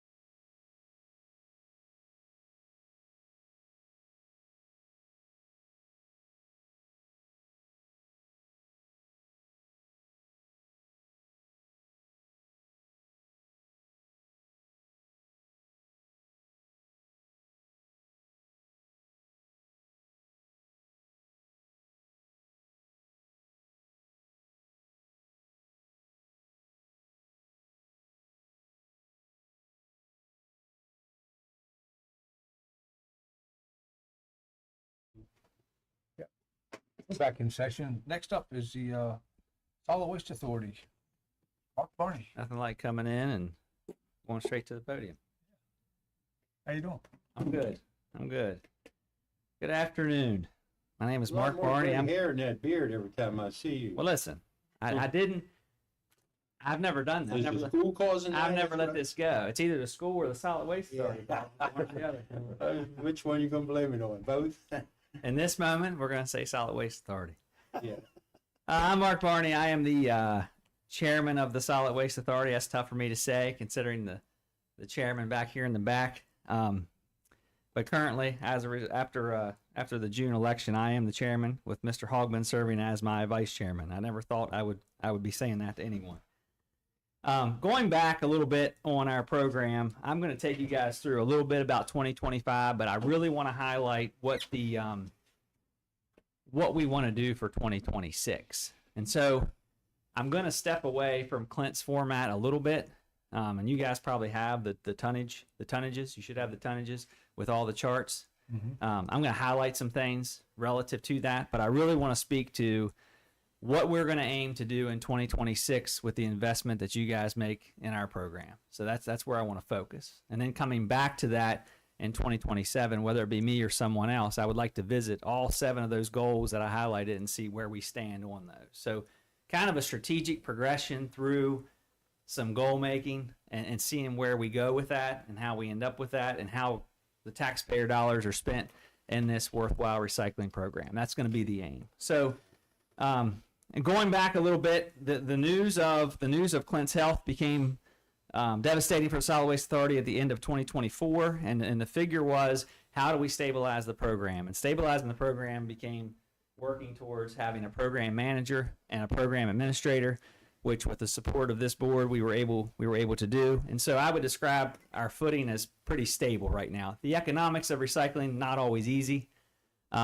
We have our times where we kick around things and try to look for ways, and that's going to be some of the goals, looking for ways to save money, to not be spend first, to be proactive and trying to look for ways to save money. But I would say right now, economically and overall in how we function, we are relatively stable despite the situation of losing Clint. Now, it's worth noting, Clint is coming to meetings, and I know he's sitting back here over my left shoulder, critiquing everything I'm saying, coming to meetings, participating in meetings, and I think, at least for me, I know for me, and I mentioned this to kids at South Middle School, that becomes, at times when I'm not necessarily overly interested in going to a meeting after a day of school, after a day of working with middle school kids, I can walk into that boardroom and he's sitting there, and if he can be there, motivated to do the good work for the people of Berkeley County, then I'm pretty sure I can too. And so there's an element of his participation continuing that's really important to all of us, and I think has helped create that stability that we're continuing to build and grow on. Highlighting 2025, if you look at the tonnages through the charts, and I'm not going to take you through every one of them, the tonnage increase is about 150%. Now, if you flip to the one on organics makes up a lot of that increase, and that creates sometimes for us an economic problem, and that we have to grind brush, and then we got to figure out when they grind the brush and we have all this mulch, what are we going to do with all this mulch? And some people come and take the mulch and buy the mulch, and then we get to a point where we have such a glut of mulch that we end up giving some of that away. So those tonnages are up overall, and like I said, a lot of that is in organics. Where I really like to focus in is on participation. 140,657 vehicles total. That's 88,000 at Grapevine, 48,000, almost 50,000 at South Berkeley, a little over 3,000 at Hedgesville. As you guys know, the Hedgesville site is much less than the other sites. Single stream participation, that's the Apple Valley Waste at the curb. That is up from 3,500 to just over 3,600. And so participation as a whole is about 10% increase. And I didn't pay a lot of mind to population increase over the course of the last year. I think some of those numbers have leveled. But a 10% increase in participation in a program by our taxpayers, I think is pretty significant. And I put a dollar amount on that for the vehicles. If you're taking in if 140,000 vehicles are coming through, now obviously there's some of those are the same vehicles. My truck goes through there more than once to drop off stuff. Yeah. If I'm asking you for $100,000 and 140,000 cars are coming through, I'm asking for about 71 cents a car. Now you might say, Mark Barney, go out there and ask him for 71 cents a car, but I feel like that's pretty economical when you consider how much our facilities are being used by our residents in Berkeley County.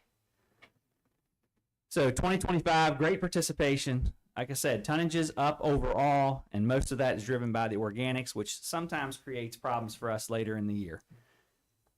Potomac Farms shut and we're seeing it direct.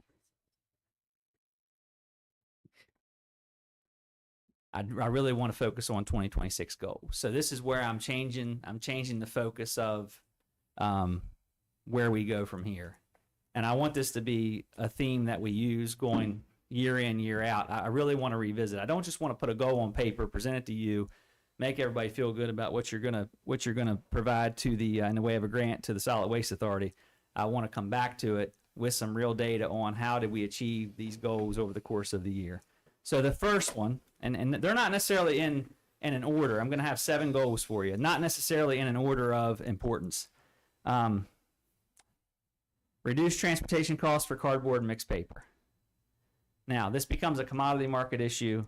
Cardboard and mixed paper don't really pay us anything, but companies charge us to move it.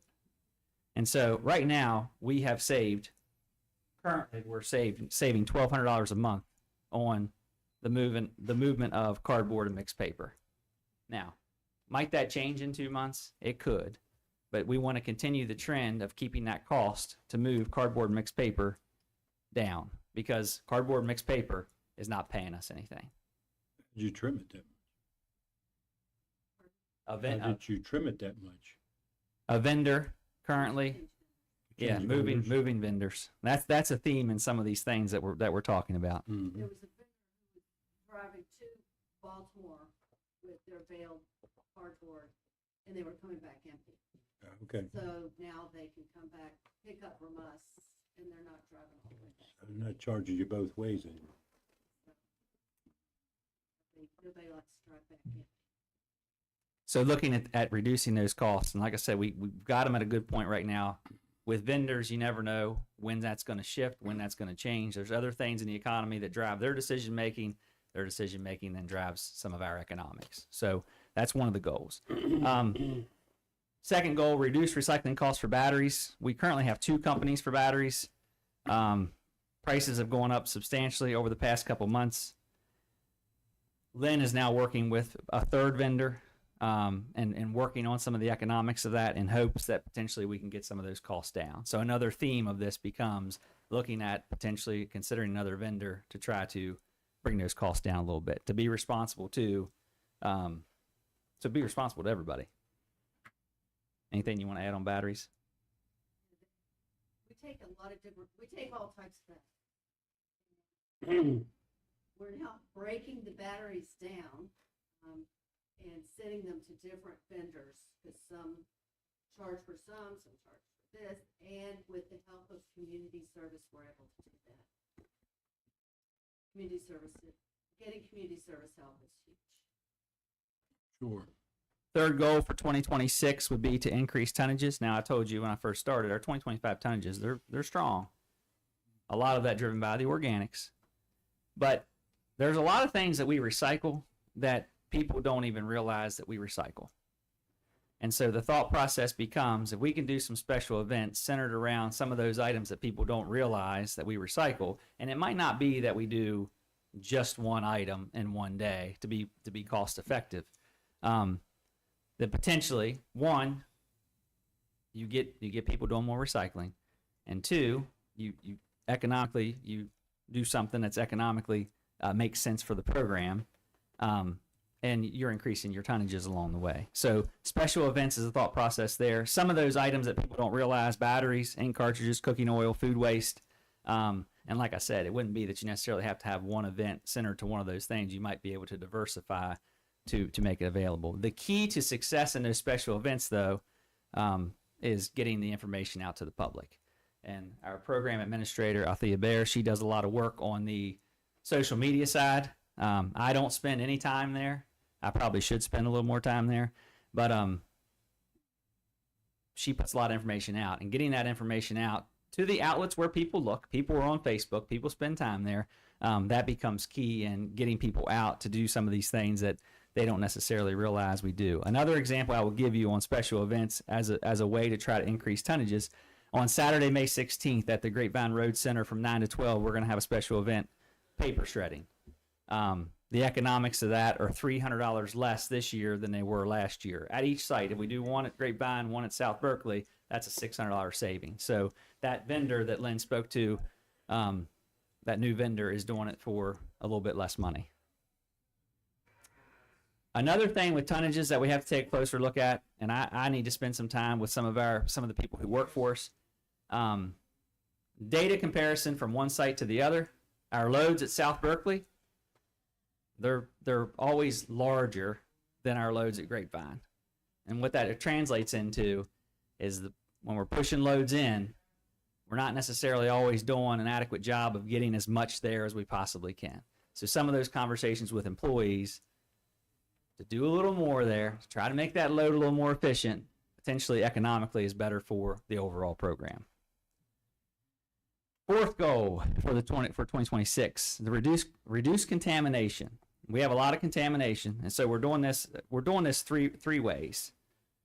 Ms. Lashley and one of our board members, Michelle Atha, they are doing videos that they're posting on Facebook and other social media outlets to explain what goes where.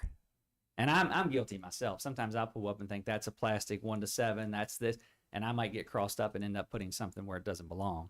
And so the goal with the videos and putting those videos out on our platforms is to try to inform people on where things are supposed to go. And Michelle, they're out there before board meetings all the time doing these short clips and pushing them out to people so they understand what potentially produces contamination and how to correct that. The other thing that we're doing with contamination is we're putting some more signage around the areas where things go, explaining some of the things as to where things should go. And we also are using community service people at the docks to explain to people to not put something where something doesn't go. So we're taking a three-step approach to that to try to bring contamination down. If we're not contaminated, the value of the product is higher, and it's a little bit less labor intense on the recycling attendants. Again, making things a little bit more efficient. Fifth goal, increase community participation in litter cleanup and stream cleanup. So we have an ongoing volunteer litter pickup campaign. They check out materials from us, the grabbers, the safety vests, trash bags, and gloves. We're getting some participation. We don't need a lot for that program, so it is a cost effective, and it's a way to engage the community in litter pickups. Goal number 6, and this is something that when I visit this next year, if I'm the one visiting this with you next year, I am confident today on February 5th, 2026, that it will not be achieved, but I need to put it on here because when I came onto this board in 2013, it was part of the reason when Clint called me that I was very interested in being on this board.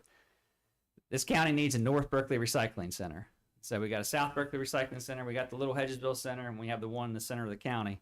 The north end, the whole county is growing, but the north end has grown tremendously in the past few years. When I first came onto the board, there was a lot of conversation with the old DuPont property when they went to, I can't remember the company it was, Chemours maybe it was. And then that changed hands, a lot of things happened there. So this is a goal, this is a personal goal for me, but obviously it's a back burner goal. You need a lot of money to buy a piece of ground on the north end of the county. And if you buy the ground, you need a lot of money to start a good recycling facility. So I put it down as a goal. It's not a goal that I think is attainable during 2026, but I think it is eventually attainable if we're strategic with some of these other things that we're trying to do. And the last one, which I felt confident I was going to have better information for you today on, but I don't have a lot, is to get the former Ensorga building up and running again. So these conversations maybe are for lesser amounts of money. And maybe these conversations are just me telling you how we're doing and not a request for funds at all. But the Purcell project, there's some conversation between Purcell and the Berkeley County Solid Waste Authority on the terms of the lease. And there's some movement there, but the delay comes in for Purcell to move economically into this project at a high level. They need some agreement from some trash haulers on a solid stream of trash coming into that building. So they go to their investors and ask for that investment. They know that they have something that they can count on. And right now they are not there. They're I wouldn't say they're terribly far apart, but they're not where they need to be on that right now. So we're still continuing with Fidelity, our conversations with Purcell on our terms associated with them being there. But there's a lot of work to be done on that project. And I felt, like I said, I was confident a year ago that this conversation about Purcell here today would probably be a very different conversation. But it's a very slow process, and it's not moving right now. It's not progressing the way we would like it to progress. So those are my 7 goals, our 7 goals, mostly crafted by our program administrator and program manager for the Berkeley County Solid Waste Authority moving into 2026. So I want you guys to have a picture of, here is the ask, here's what we're asking, here's what we want to do with it. And a lot of that centers around trying to trim, trying to save, trying to be a little more responsible, just a little bit more efficient in some of the things that we're doing. So everyone can feel good about what we're taking, how we're using it. Yeah, honestly, I applaud your staff in particular with your leadership, and of course with Clint, keeping an eye on you all. But to find those other ways to make things work, and you obviously worked very hard at being able to do that, and it's making a difference. But it's like, okay, when this stops working, then what do we do? So, and you're exactly right, Mr. Barney. We do need to get Purcell up and running. We do need to get that feedstock into that facility. So I'm hoping that they can get all this worked out.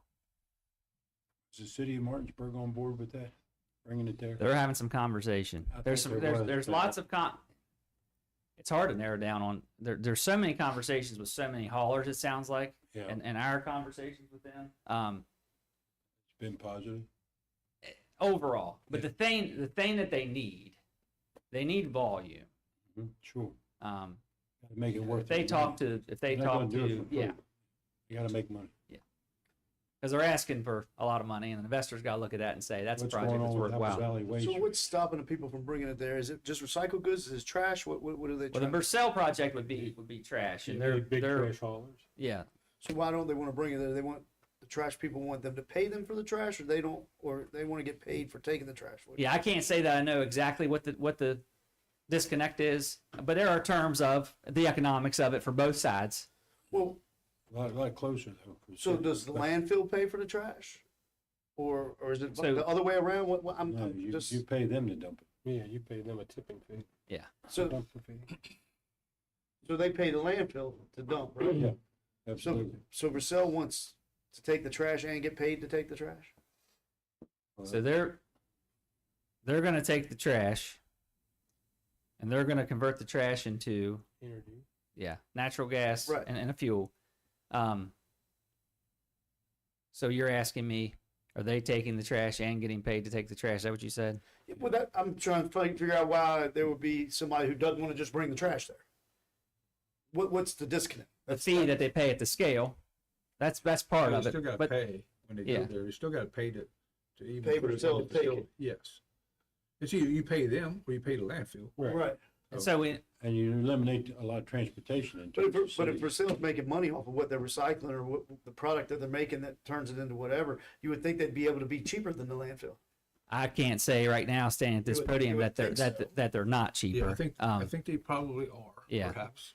But the terms, so it's not. I don't necessarily, and I'm speculating a little bit. I don't think it's all economics, but a component of it is economics. And some of them cost to turn that garbage into energy. Right, but don't they get paid for that energy? Yeah, well, they're making money on both ends. That's what I'm saying. So, and it's closer than the landfill.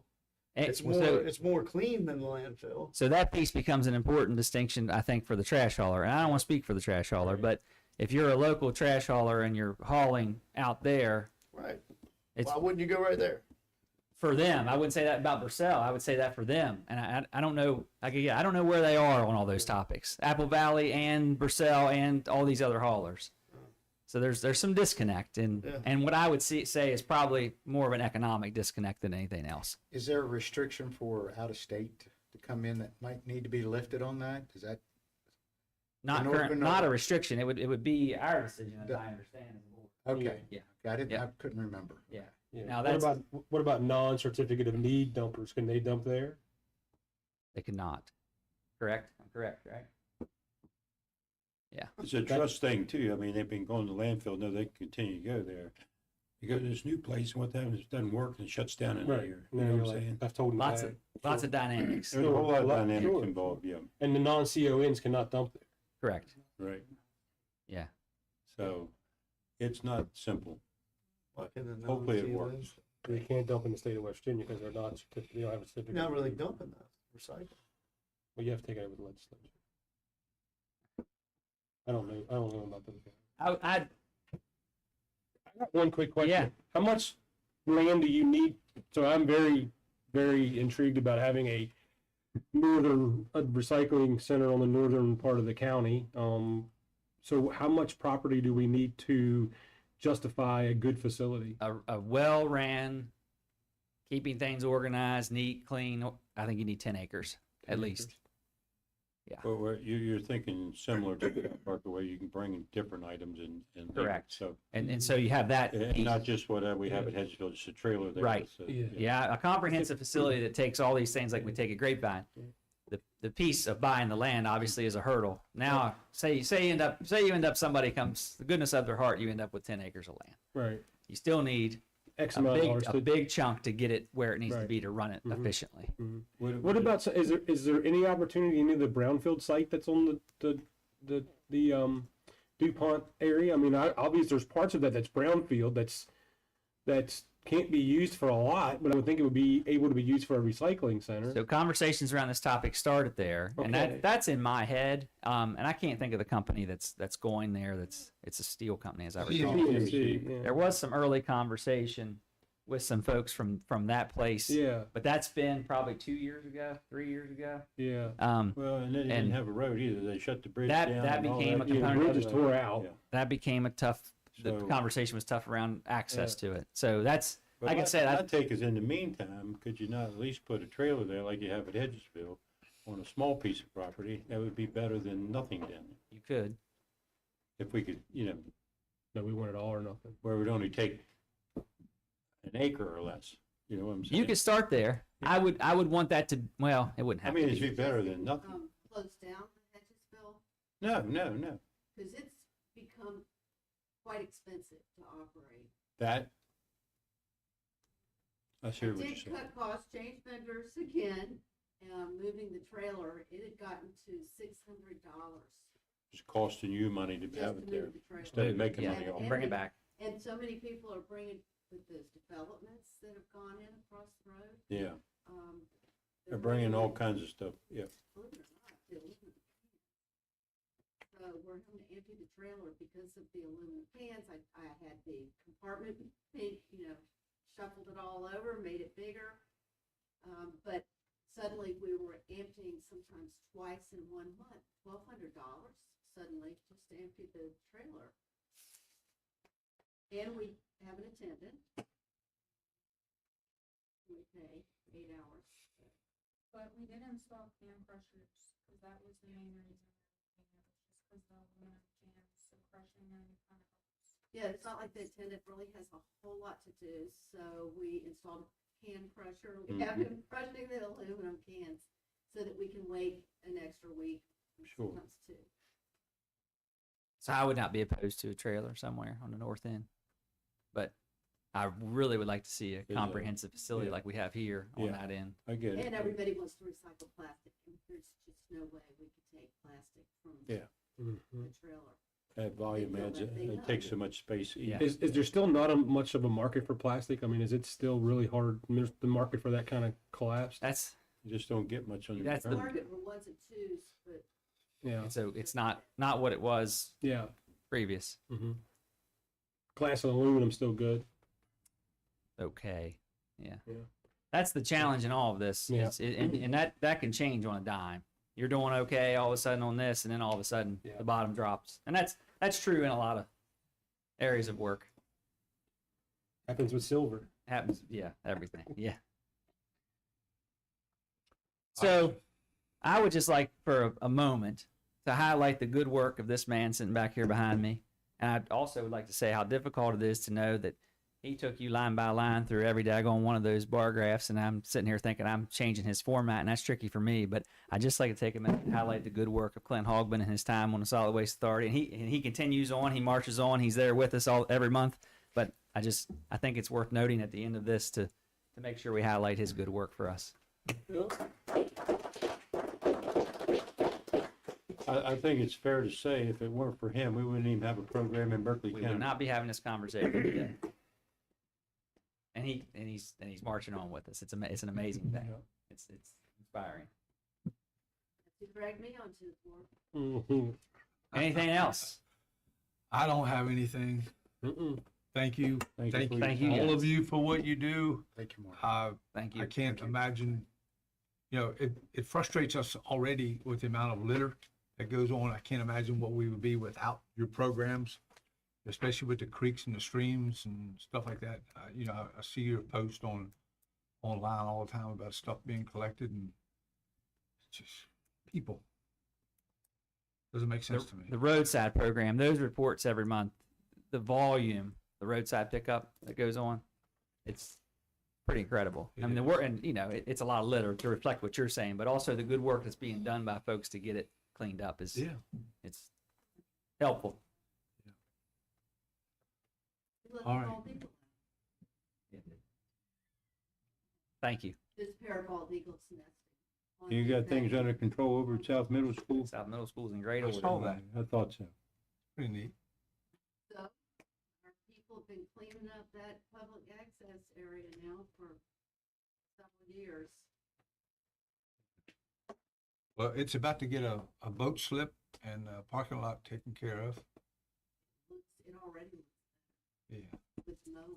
Well, Parks and Rec has been overseeing it, doing a good job trying to keep it nice. And you ride past there and you see a couple couches have been dumped out. I'm thinking, who in the world? They're getting ready for a football game. The DNR is going to put some money back in it, though, hopefully soon. So. Thanks, sir. Thank you. Thank you. North Berkeley, if you have any ideas, I'd love to hear. I got a few percolating in my head. Yeah, love to hear. Hey, Thank like you, I said, Lynn. it's Good right to now meet not you. immediate, but I would like Good to see meet it. you, young lady. Hey, Mark, when you leave, could I catch you out here for a minute before you leave the building? Say that again. Yeah, we're gonna bring historic landmarks up, and then I'll just get her going. I'm gonna step out. Probably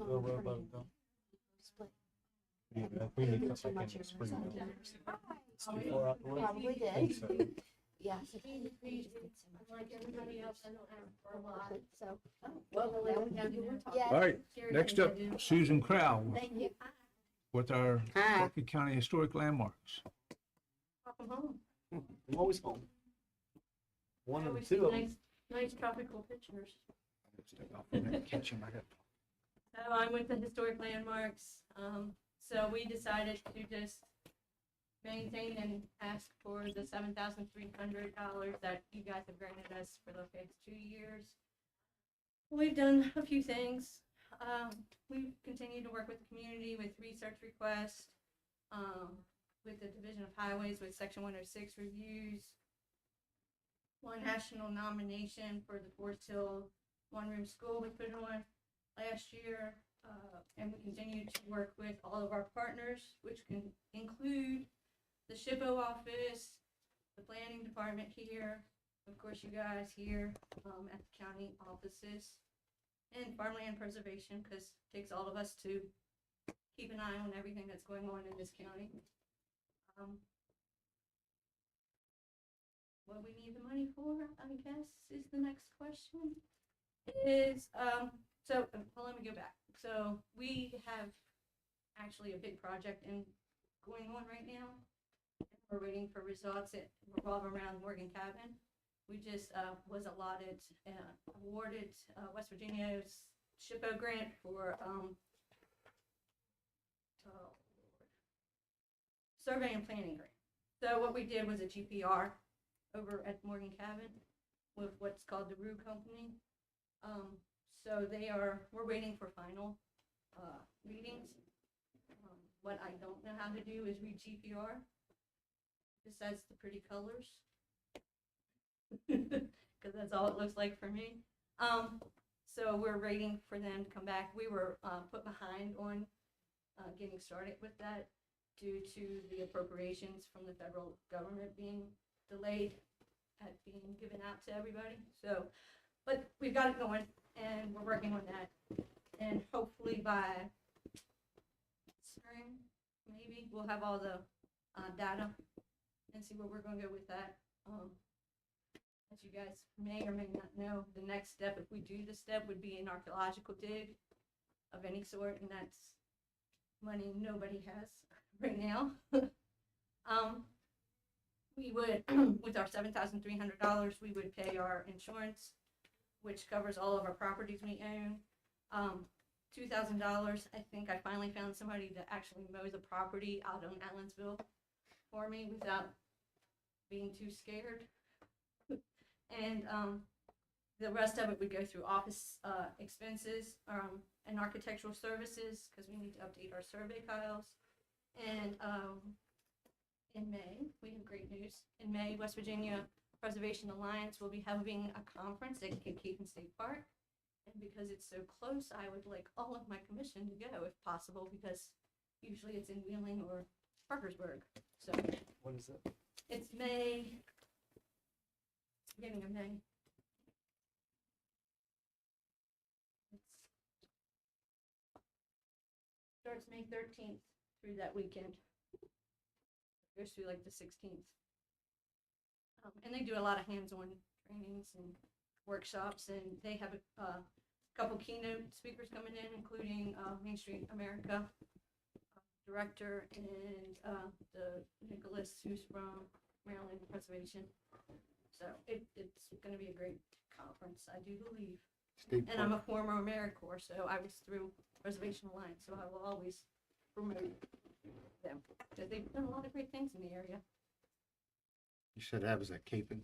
Yeah, it's at Cape State Park, so we wouldn't have to pay like hotel costs. And, well, I live kind of close, so I'm excited.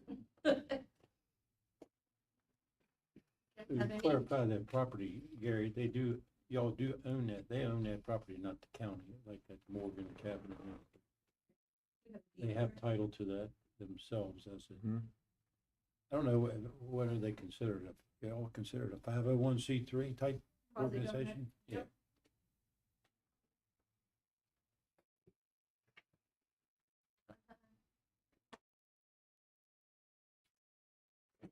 Questions? Anybody else have anything? No. I just Susan? kept it simple, quick, sweet.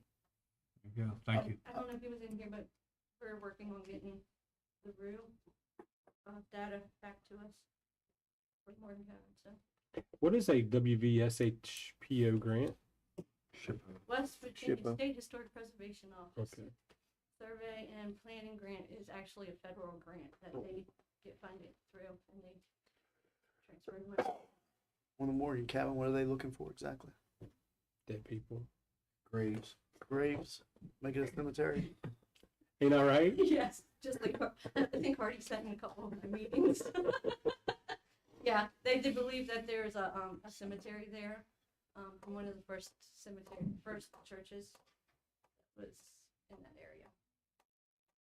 So would there be like boxes or just bodies?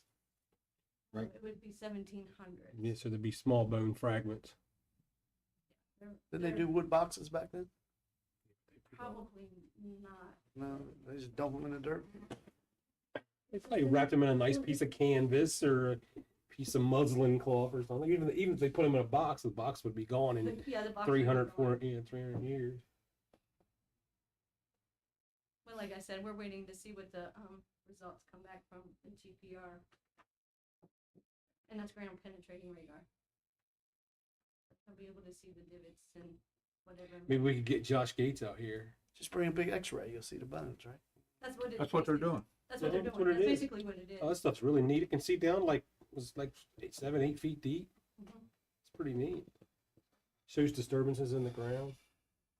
I watched Discovery. I watch What's that, the Oak Island? Curse of Oak Island, I watch that every week. They ain't found nothing. The only thing they found there is coconut fibers. More money. They have found more money. They think they found a new tunnel now under that rock this week. What do you find? Way into the tunnels Oh, yeah. from lot 8, I think, lot 5, lot 8. That's These that. guys are eat up with that, ain't they? Under the big stone. Okay. Thank you. Thank you, Susan. Thank you, Susan. Thank you, Susan. Next up, Stacy Roan. Boys and Girls Club. You bought a heavy hitter with you. One of our fellow capital campaign team. Absolutely. Uh-huh. Looky here. Oh, my. Thank you.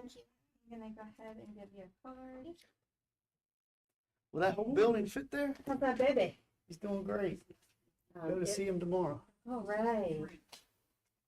Well, we've had an architect working on this for 2.5 How many houses y'all tearing up, years. Kristen? None. This will fit in our parking lot. Wow.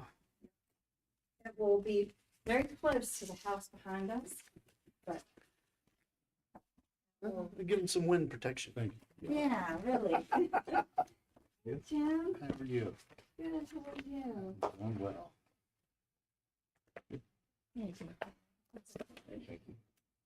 Sure would make that block look better. It is gonna make that block downtown. All of it. So, I need to state my name and will that for the record? Yeah, let's hear it. Okay, I'm Stacy Roan, CEO for Boys and Girls Club. It's nice to meet you, Stacy. It's so nice to meet you, John. This marks my 30th year working with Boys and Girls Clubs here in the Panhandle. And this is the 60th year for Boys and Girls Clubs here in Martinsburg, and then 30 in Berkeley Springs and 29 in Jefferson County. And I've been involved with all three for all 30 of those years. And it has been an honor and a pleasure to do the work. So, and every single one of you in one way or another has supported this effort across those 60 years. Maybe not all of them, but at some point in our history. So I want to thank you for that. The story I tell today is one of the present and then also one of the future. So let's talk about my request. My request is actually for the present. We are embarking on this 60th year. My request is for $60,000, $1,000 for every year that we've been in existence. I don't do that every year that I come back to you, so I do want you to know that. But this is a year of celebration. And the celebration is that we have young people now. I had a little guy yesterday. He's not little anymore, he's an adult. But when he came in, we were like, we recognize your face. You came here as a teenager. And he said, yes, and now my kids come here. So, I mean, I think that's a testimony to the work that happens in the club. The things that you think you see by looking at the outside are absolutely nothing like what happens on the inside. We have kiddos that are in the midst of trauma and poverty that we don't know. We've never seen that, but we're there every day. This past Christmas, over the holiday season, we had families that were sponsored and supported by the community. We had folks that called us and that have done this year after year, and others that found out and said, hey, how can we help kids? The story that I'll tell you right now is about a little boy that his only request was for food. He didn't want toys, he didn't want clothes, he wanted food. So that's pretty telling about the young people that come to the club. Number one, that they trust us enough to say, we're hungry and we need fed. But also that they're humble enough not to be asking for iPods and cell phones and, you know, things that might cost a lot. So that little boy, he was my kid this Christmas. He got a coat, he got clothes, he got some toys that he liked, or that other kids his age would like, and he got food. That's something that I probably don't promote enough, but every month our families get to pick off of we send out a link where they can do their grocery shopping, and they get to pick the foods that their family will eat. So when they come to us to pick up their meal box, it's not every single family has the same meal box. It's a box that's with product that they're used to cooking, but they get fresh fruits and vegetables too. So we're not feeding them or filling them with junk food. They're actually getting good, healthy foods and meats and cheese. And so it's not just like Kraft macaroni and stuff like that. They actually get good, solid foods. Some of our families who don't receive any assistance at all and were pretty prideful. It was hard for them to ask. We're starting to see them now realize it's okay to ask for help sometimes. So we're filling that gap. We wouldn't know the needs of families if the kids and the parents didn't trust us. So while there are many, many programs in our community where kiddos go once a week, or they might have a club that meets twice a week for an hour, we're open from 3 until 7, Monday through Friday. Many of our kiddos are coming on the school bus, but we can't reach the whole county. So we're in the process of getting an additional van for Berkeley County. Right now we transport from North Middle School. We have a program at South Middle School. Our Martinsburg High kiddos walk over. We're at Orchard View Intermediate, Hedgesville Elementary, Burke Street Elementary, and Winchester Avenue Elementary. So those schools, there's programs right there in the schools. And then we also take a van out. We took the van out to North Middle and Rosemont Elementary, but there's a need for Opequon Elementary and Berkeley Heights. So we're working to get another van for those schools too. Eventually it would be nice to be able to transport and have a fleet where we can bring them in from the other schools too. So where do we put them when we get them? Right now we have 800 young people that are members in the club, and we want to double that in the next 5 years. And hopefully all of this can be completed, and in 7 I can retire and say that, my work is done. Marky has the picture of what it's going to look like when we're finished with the future. And this is what the future will look like at 105 West John. We are in phase 1 of the renovation right now. We just got the word from HUD and SHPO, State Historic Preservation, that we can put the elevator in. It's going to go right here. And it will open just to the current building right now. So that's phase 1. Phase 2, this section will have a gymnasium, and then in the basement or the downstairs, we'll have the kitchen and dining area, and that will support about 150 people at one sitting. Right now, on the basement of the current building, we provide dinner in 2 or 3 different settings because there's not enough room to get everybody in. So phase 2, once it's complete, then we'll go over to our current building and do the renovations there, and we'll bring all the children over into the new part in phase 2, so we won't have to displace anyone. That was our goal, was that we didn't have to move children out of the building so we could do the work. And then with the renovations on the current building, the whole downstairs will become a dedicated teen center. So young people and their older siblings don't have to commingle. Older kids do not want to be bothered with their little siblings at a place where they can relax. They can get that at home. So, so that's the ground level. On the middle level, that will be our youth education and recreation center. So kiddos between the ages of 6 and 12 will be there. And then upstairs, we'll take our administrative offices, which are currently over in the Cox Holiday Building. So we're at Cox Holiday Young with all of our administrative team, but we'll move them back into the building. And then where our gymnasium is now, that will turn into an auditorium. So we'll be able to have speakers in, kids can have performances, be they music, performing arts, theater, anything that they might want to have, or community groups could come in and bring speakers in for community presentations too. Questions? Yes, sir. How many children are you servicing most days while school's in session, like before and after school? So we're getting about 125 to 150 that are coming every day. Every day, either before school or after school?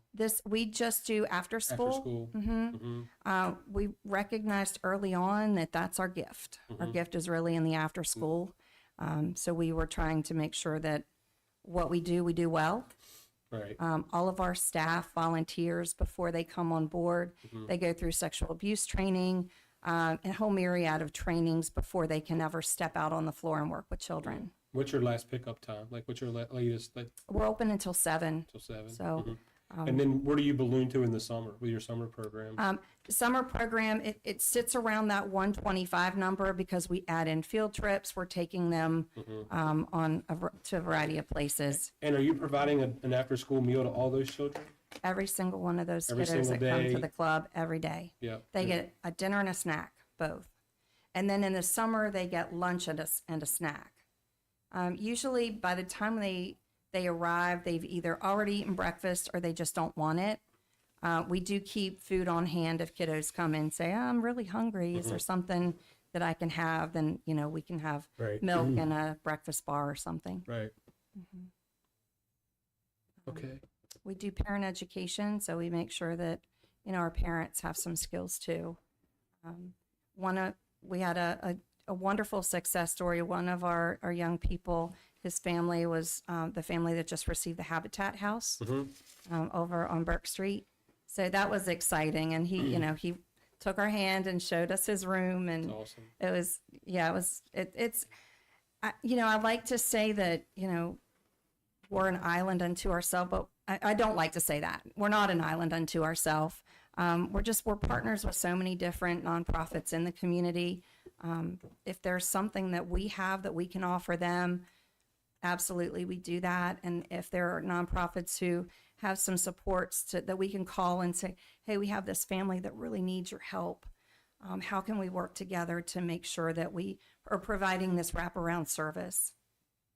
We've evolved. That's key too. Wraparound is key because we have so many organizations that just touch on one spot. And there's those wraparound services that really, and sometimes it takes 2 or 3 organizations to be able to do that, to keep people from falling through the. Yes, correct. Yeah. Mark, you want to talk a little bit about the project, or I can trade you spots and be Nana for a minute? My name's Margie Bartles. I know most of you. Good to see you again. I'm trying to retire. That's not happening very well. I think I flunked out of that. But anyway, Stacy had contacted me and said, we're going to start the capital campaign. Would you do it? And I said, well, let's think a bit. And I have a co-chair, which is Kelsey Miller with Steptoe Johnson. And we have decided we're going to chair the capital campaign. We've met 2 times already.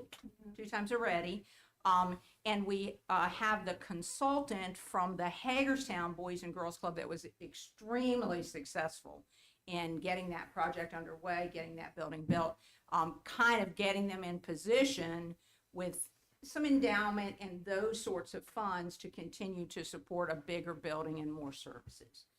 That's certainly our plan. Our first step will obviously be we're introducing the project to folks like you to say, hey, we're out there. We're attempting to be what we call 3 phases. And the first phase is essentially been getting the committee together, getting the HUD approval and the architectural work done, And actually I think even the elevator's already been out to bid and accepted, okay? So that's essentially part of that first phase for us. Then at that point, our beginning of what I would call our second phase is we're contacting folks like you and individual donors and saying, okay, now we're attempting to get a 5-year plan in terms of money to get started on our second phase of the building, which is the new piece, okay? And the reality of the building being new piece and remodeled piece is we just don't displace any kids. They continue to get services the entire time we're building the separate piece of the new building. And reality is that's just a whole lot better for the kids. We feel that particularly for actually the Eastern Panhandle, and we can say, well, this is the Martinsburg Boys and Girls Club, but a lot of the training, the education, the things that the volunteers and employees for the Boys and Girls Club do, even in Morgan and Jefferson, happen at the Martinsburg Club. So that, you know, the reality for all of us is it'll serve the Panhandle, but it is a Martinsburg Berkeley County Club, there's no doubt. What I would say is that it's probably, I would say it's been in the works essentially for 3 to 4 years, but it's time. Yeah, it's not new, but now it's time. We need to get the money together. We need to go ahead, move forward with the project. Stacy's already even reached out. I'm very well aware there are a lot of projects right now in Berkeley County and the Eastern Panhandle. And what I will tell you is Stacy is already reaching out to any of those other folks who have projects that are about to come on board. They offer different services from what we offer at the Boys and Girls Club, but they could supplement what we do there, and we're willing to supplement what they do. So there's a real tandem approach to all of us have a role here in Berkeley County. And so what we're attempting to do is get a facility that can help us help really and truly all of the residents of Berkeley County. And rightfully, the Boys and Girls Club is not just for those folks who are maybe financially have an issue. There are plenty of students that are there that don't have a financial issue, but their parents actually believe in the club and they believe in what they do. They have lots of services and they have STEM programs. They have lots of services that enable students to get a better start in elementary, middle, high school. That's a lot of words, sorry. 16 million is the full ask. You've got 4. You still need another 12. That's kind of where we're sitting right now. We're near approaching the governor. We obviously we're getting the ducks in a row. We're getting the ducks in a row. But I've met with several of the delegates already, and they, Mike Height, I met with, there was a team of them that met over here about a month and a half ago. And Mike's question was, Stacy, if you had 14 million, are you ready to go to bid right now? And I said, well, I think so. Because I already knew that we'd gone to bid for the elevator. We'd awarded that to Harley Miller Contracting. So now that it's passed through HUD, it's passed through SHPO, we're ready to go ahead and get that started. Yep. How about corporate partnerships? You have any corporate partnerships? Not yet. Not that we've committed to this project. Now, we have had partnerships with Procter & Gamble and Logoplast and Ecolab and, you know, quite a number of the big corporations that are in the Panhandle that have supported us through the years programmatically. Yeah, I'm talking about like a one-time big give for the certain project, and that will be the first step. Yeah. From the fundraising committee. And we're trying to be thoughtful in the way that we do this. The other, and this was a question that was very valid. Stacy, what happens if you build this? How do you maintain it? right, How do you operate it, operational Right, funds. Right. So this is a 3-part project. It's the capital piece, it's programmatic expansion, and then the last bucket is sustainability in the long-term future, be it through endowment or funds at the community foundation. That's the third piece. So Sta- we're trying to be pragmatic in our approach. And Stacy and I have already met with the foundation. Mhm. So they're very well aware of the project. They've asked us for a couple statistical pieces of information that we're putting together now. And the idea behind this is making sure everybody knows about the capital campaign, Mhm. and basically the folks who are doing the data for us are very near ready. And then once the data is ready, then the push is on. We're going out and we're going to gather money. Are you funded per child? Is your funding that you receive? We raise that money, John. Right. That's why I'm here today. Yeah. We're not government funded through TANF or. You don't get any state funds or any federal funds per student, per child? Only through, For we like- have to write grants for that. Right. We have a Department of Ed grant. And the only way that we get that right now is because it's a federal pass-through Mhm. to state. Right. So that's. You have any nutritional grants or anything like that for like nutrition? We do that through Department of Ed. Right. So, and that's based on per child. Per child. So what I'm getting at, We've done so our figure prior to this, so I'll have to do a different valuation after this is built, but it's about 3,200 per child to come to the club for the year. Mhm. Out of that, there's about 1,000 that's unfunded. Mhm. Per We child. have to go fundraise for. Right. But as your facility grows, your children are going to grow. I mean, Right, you're going to grow in size, so that's going to help you on some of that. Absolutely. For operationals is what I'm getting at. Right. Right. Okay. Not all of it. But No, some no, of it, no. yeah. I mean, we run a lean operation. I know you do. I do a lot with a very little. I know you do. But it's time. It is. I walked through that building 25 years ago and looked around and said, this could use some help. Dave Rogers and I would do the gym floors before we put the new floors in. Every summer, he and I would sand down the gym floors. And the last year that we did it, he said, Stace, you're down to the bone. I don't think you can get one more year out of this. And thankfully, CDBG funds were available, and we used those. And Randy Smith provided some funding for the gymnasium project. We've always done things in phases. And it's usually out of desperation. Something would happen, we'd have to fix it, and then things got a little bit better. But this will fix a lot of things. So essentially today, Stacy is here basically to ask for their normal funding that they receive from the county commission. I'm here because they can't hold me back. It's just time. We have to get ready to do this. And very frankly, I've hammered anybody on the head at the data point people to say, get ready. We need to go get this done.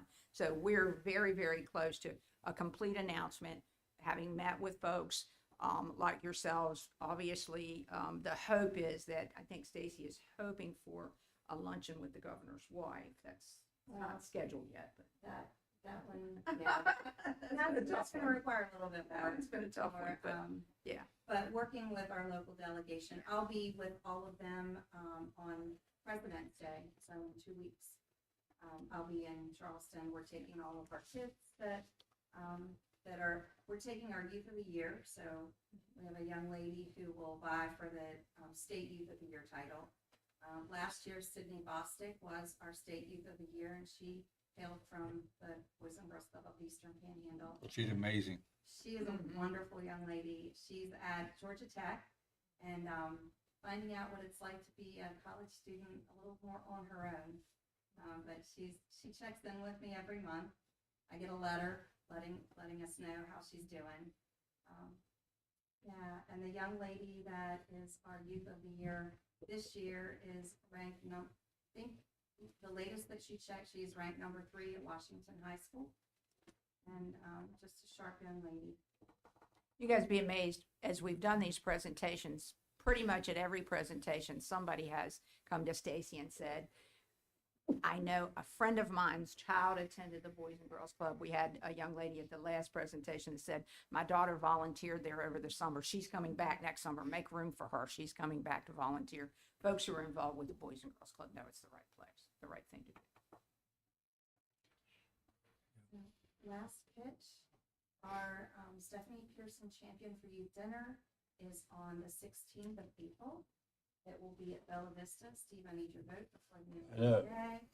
I'll get it to you here soon. Steve was an honoree several years back. We've got a couple really great candidates this year, so I hope that you will come out, and it not only celebrates the Champion for Youth, but it celebrates our kids, and you get to see them and sit with them and talk with them at the event, and their parents talk about how important the club is to them. They couldn't work if their kids didn't have a place to go after school, or their kids would not be in a safe space if they were at work and the child were home alone. Any improvement with Andy? I FaceTimed with him yesterday. Oh, you did? Yeah. Is he able to speak? He has a voice box. He has a Drake, so they put a voice box on him. He didn't have the box yesterday, but Scott McAvoy and I went up last week. He told to me see that. him. Scott told me that. Yeah. So, Not a good situation. I hate that. 'Cause, He's been with you a long time. there is a copy of this in his room at the hospital, Oh, or yeah? the rehab facility where he's at. The doctors and nurses that go in ask him about it all the time. This will be special for him. And I hope that he makes it back here locally and can see it once it's done. There'll be an elevator if he needs an elevator, so I guarantee that part. Do y'all have any more questions, or, I'm sure Nick will give you a little nod. I know Nick was fine. Thank you. How many people do you have out at Hedgesville Elementary? How many staff of kids, or? How many kids do you have after school each day? That one I don't have at top of mind, but I can get you that number, Steve. 'Cause there's a potential site out there that might be coming up in the near future in a couple of years or a year or so. The beauty in being at the school is we don't have the overhead. Yeah, If we were in a site, we would have more overhead. yeah. So if, anytime I can get education dollars to be in a school, it helps us works. to bridge Yeah, and it works a lot better, yeah, connections. easier, Mhm. cost effective, yeah. Thank you. Thank you. Thank you all. Thank you all.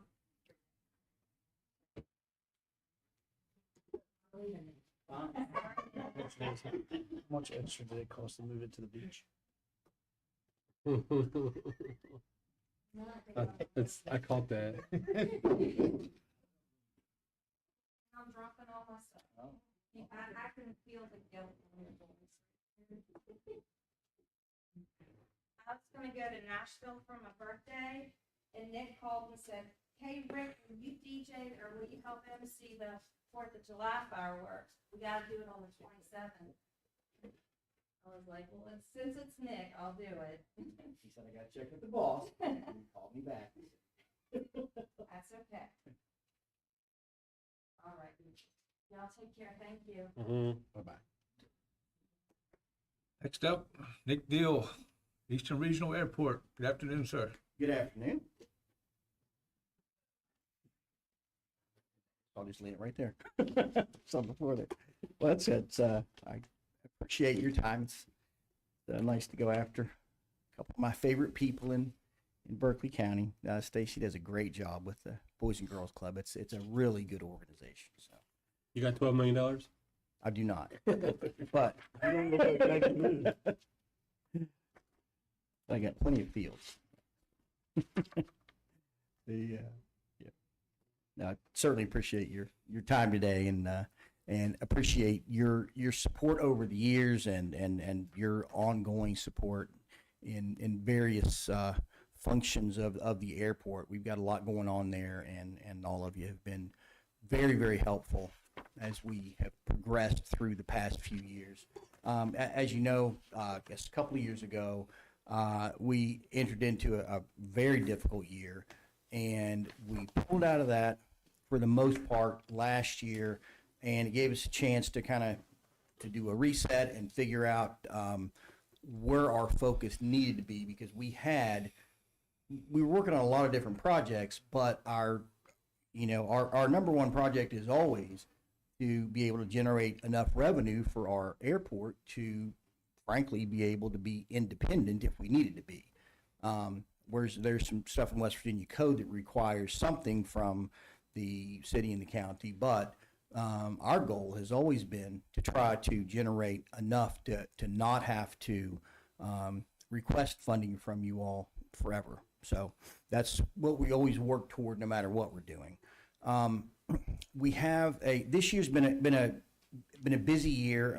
Some of you came out to the grand opening for Columbia Air Services. They do aircraft sales, and they do maintenance on TBMs, which I don't know if any of you saw the TBM at the event, but they're flying in and out of here regularly, so you'll see them around if you haven't seen it before.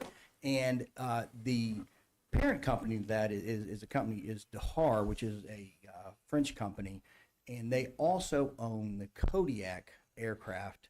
I don't know if any of you are familiar with the Kodiak. I know Jim is, but the Kodiak's a pretty neat airplane, and some representatives from Dahar came to the grand opening, or came to the soft opening of Columbia, and after they attended that opening, reached out to Columbia and said, we'd like you to sell and do maintenance on our Kodiaks at that site too. We think it's a really good location.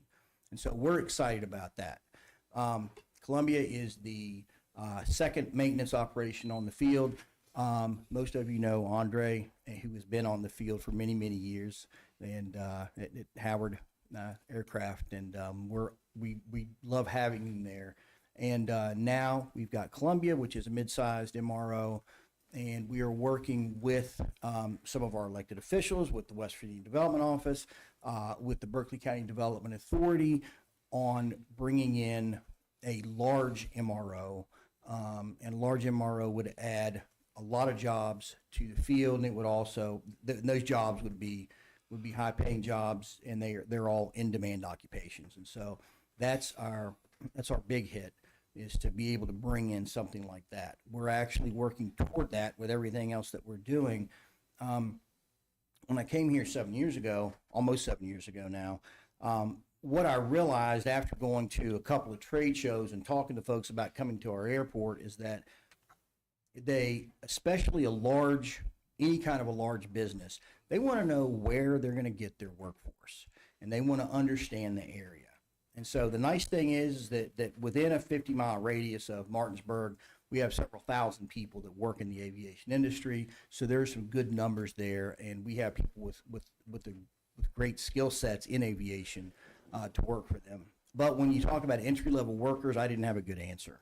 I said to one, hey, we've got a training school up in Hagerstown, which is close by, and they said, well, it sounds like we should talk to the Hagerstown airport. And that was the end of that discussion. So I immediately went to work on bringing in some educational groups, and I might have gone a little overboard, but we've got Shepherd University, who has their bachelor's degree in business administration with a concentration in aviation. We are always grateful to Shepherd for stepping up several years ago to bring that degree to the airport. Now we have Marshall University. Marshall University can provide a bachelor's degree in aviation, and they can provide commercial pilot's license and a whole bunch of other things. And so they've got a great program that's continuing to grow. And as a matter of fact, their class this year is a little better than double what it was last year. And so we're continuing to see growth there. There's an aircraft that's based here now, whereas last year they did not have one that was here all the time. We are also working with Blue Ridge Community Technical College. They're working on their maintenance program now, trying to get that shored up.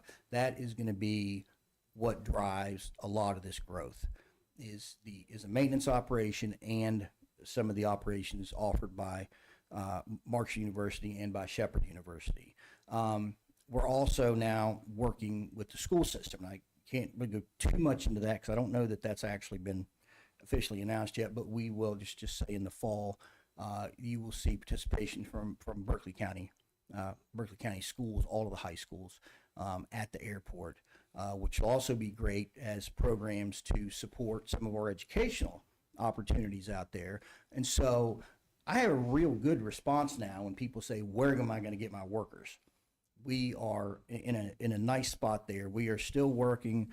We're hoping we're going to be able to announce a training hangar for those schools, so they have a place. Because our biggest problem right now is we're out of space. We're full, which is nice, but we need more space. And so we're working on that now. We're hopeful that we'll be able to make some exciting announcements there. But in addition to that, there are 3 bills in two in the House and I think one in the Senate right now that are very specifically targeting support of airports, and in 2 of those pieces of legislation, our airport specifically is listed, whereas some of these bills don't necessarily mention airports, but ours is listed in 2 of them.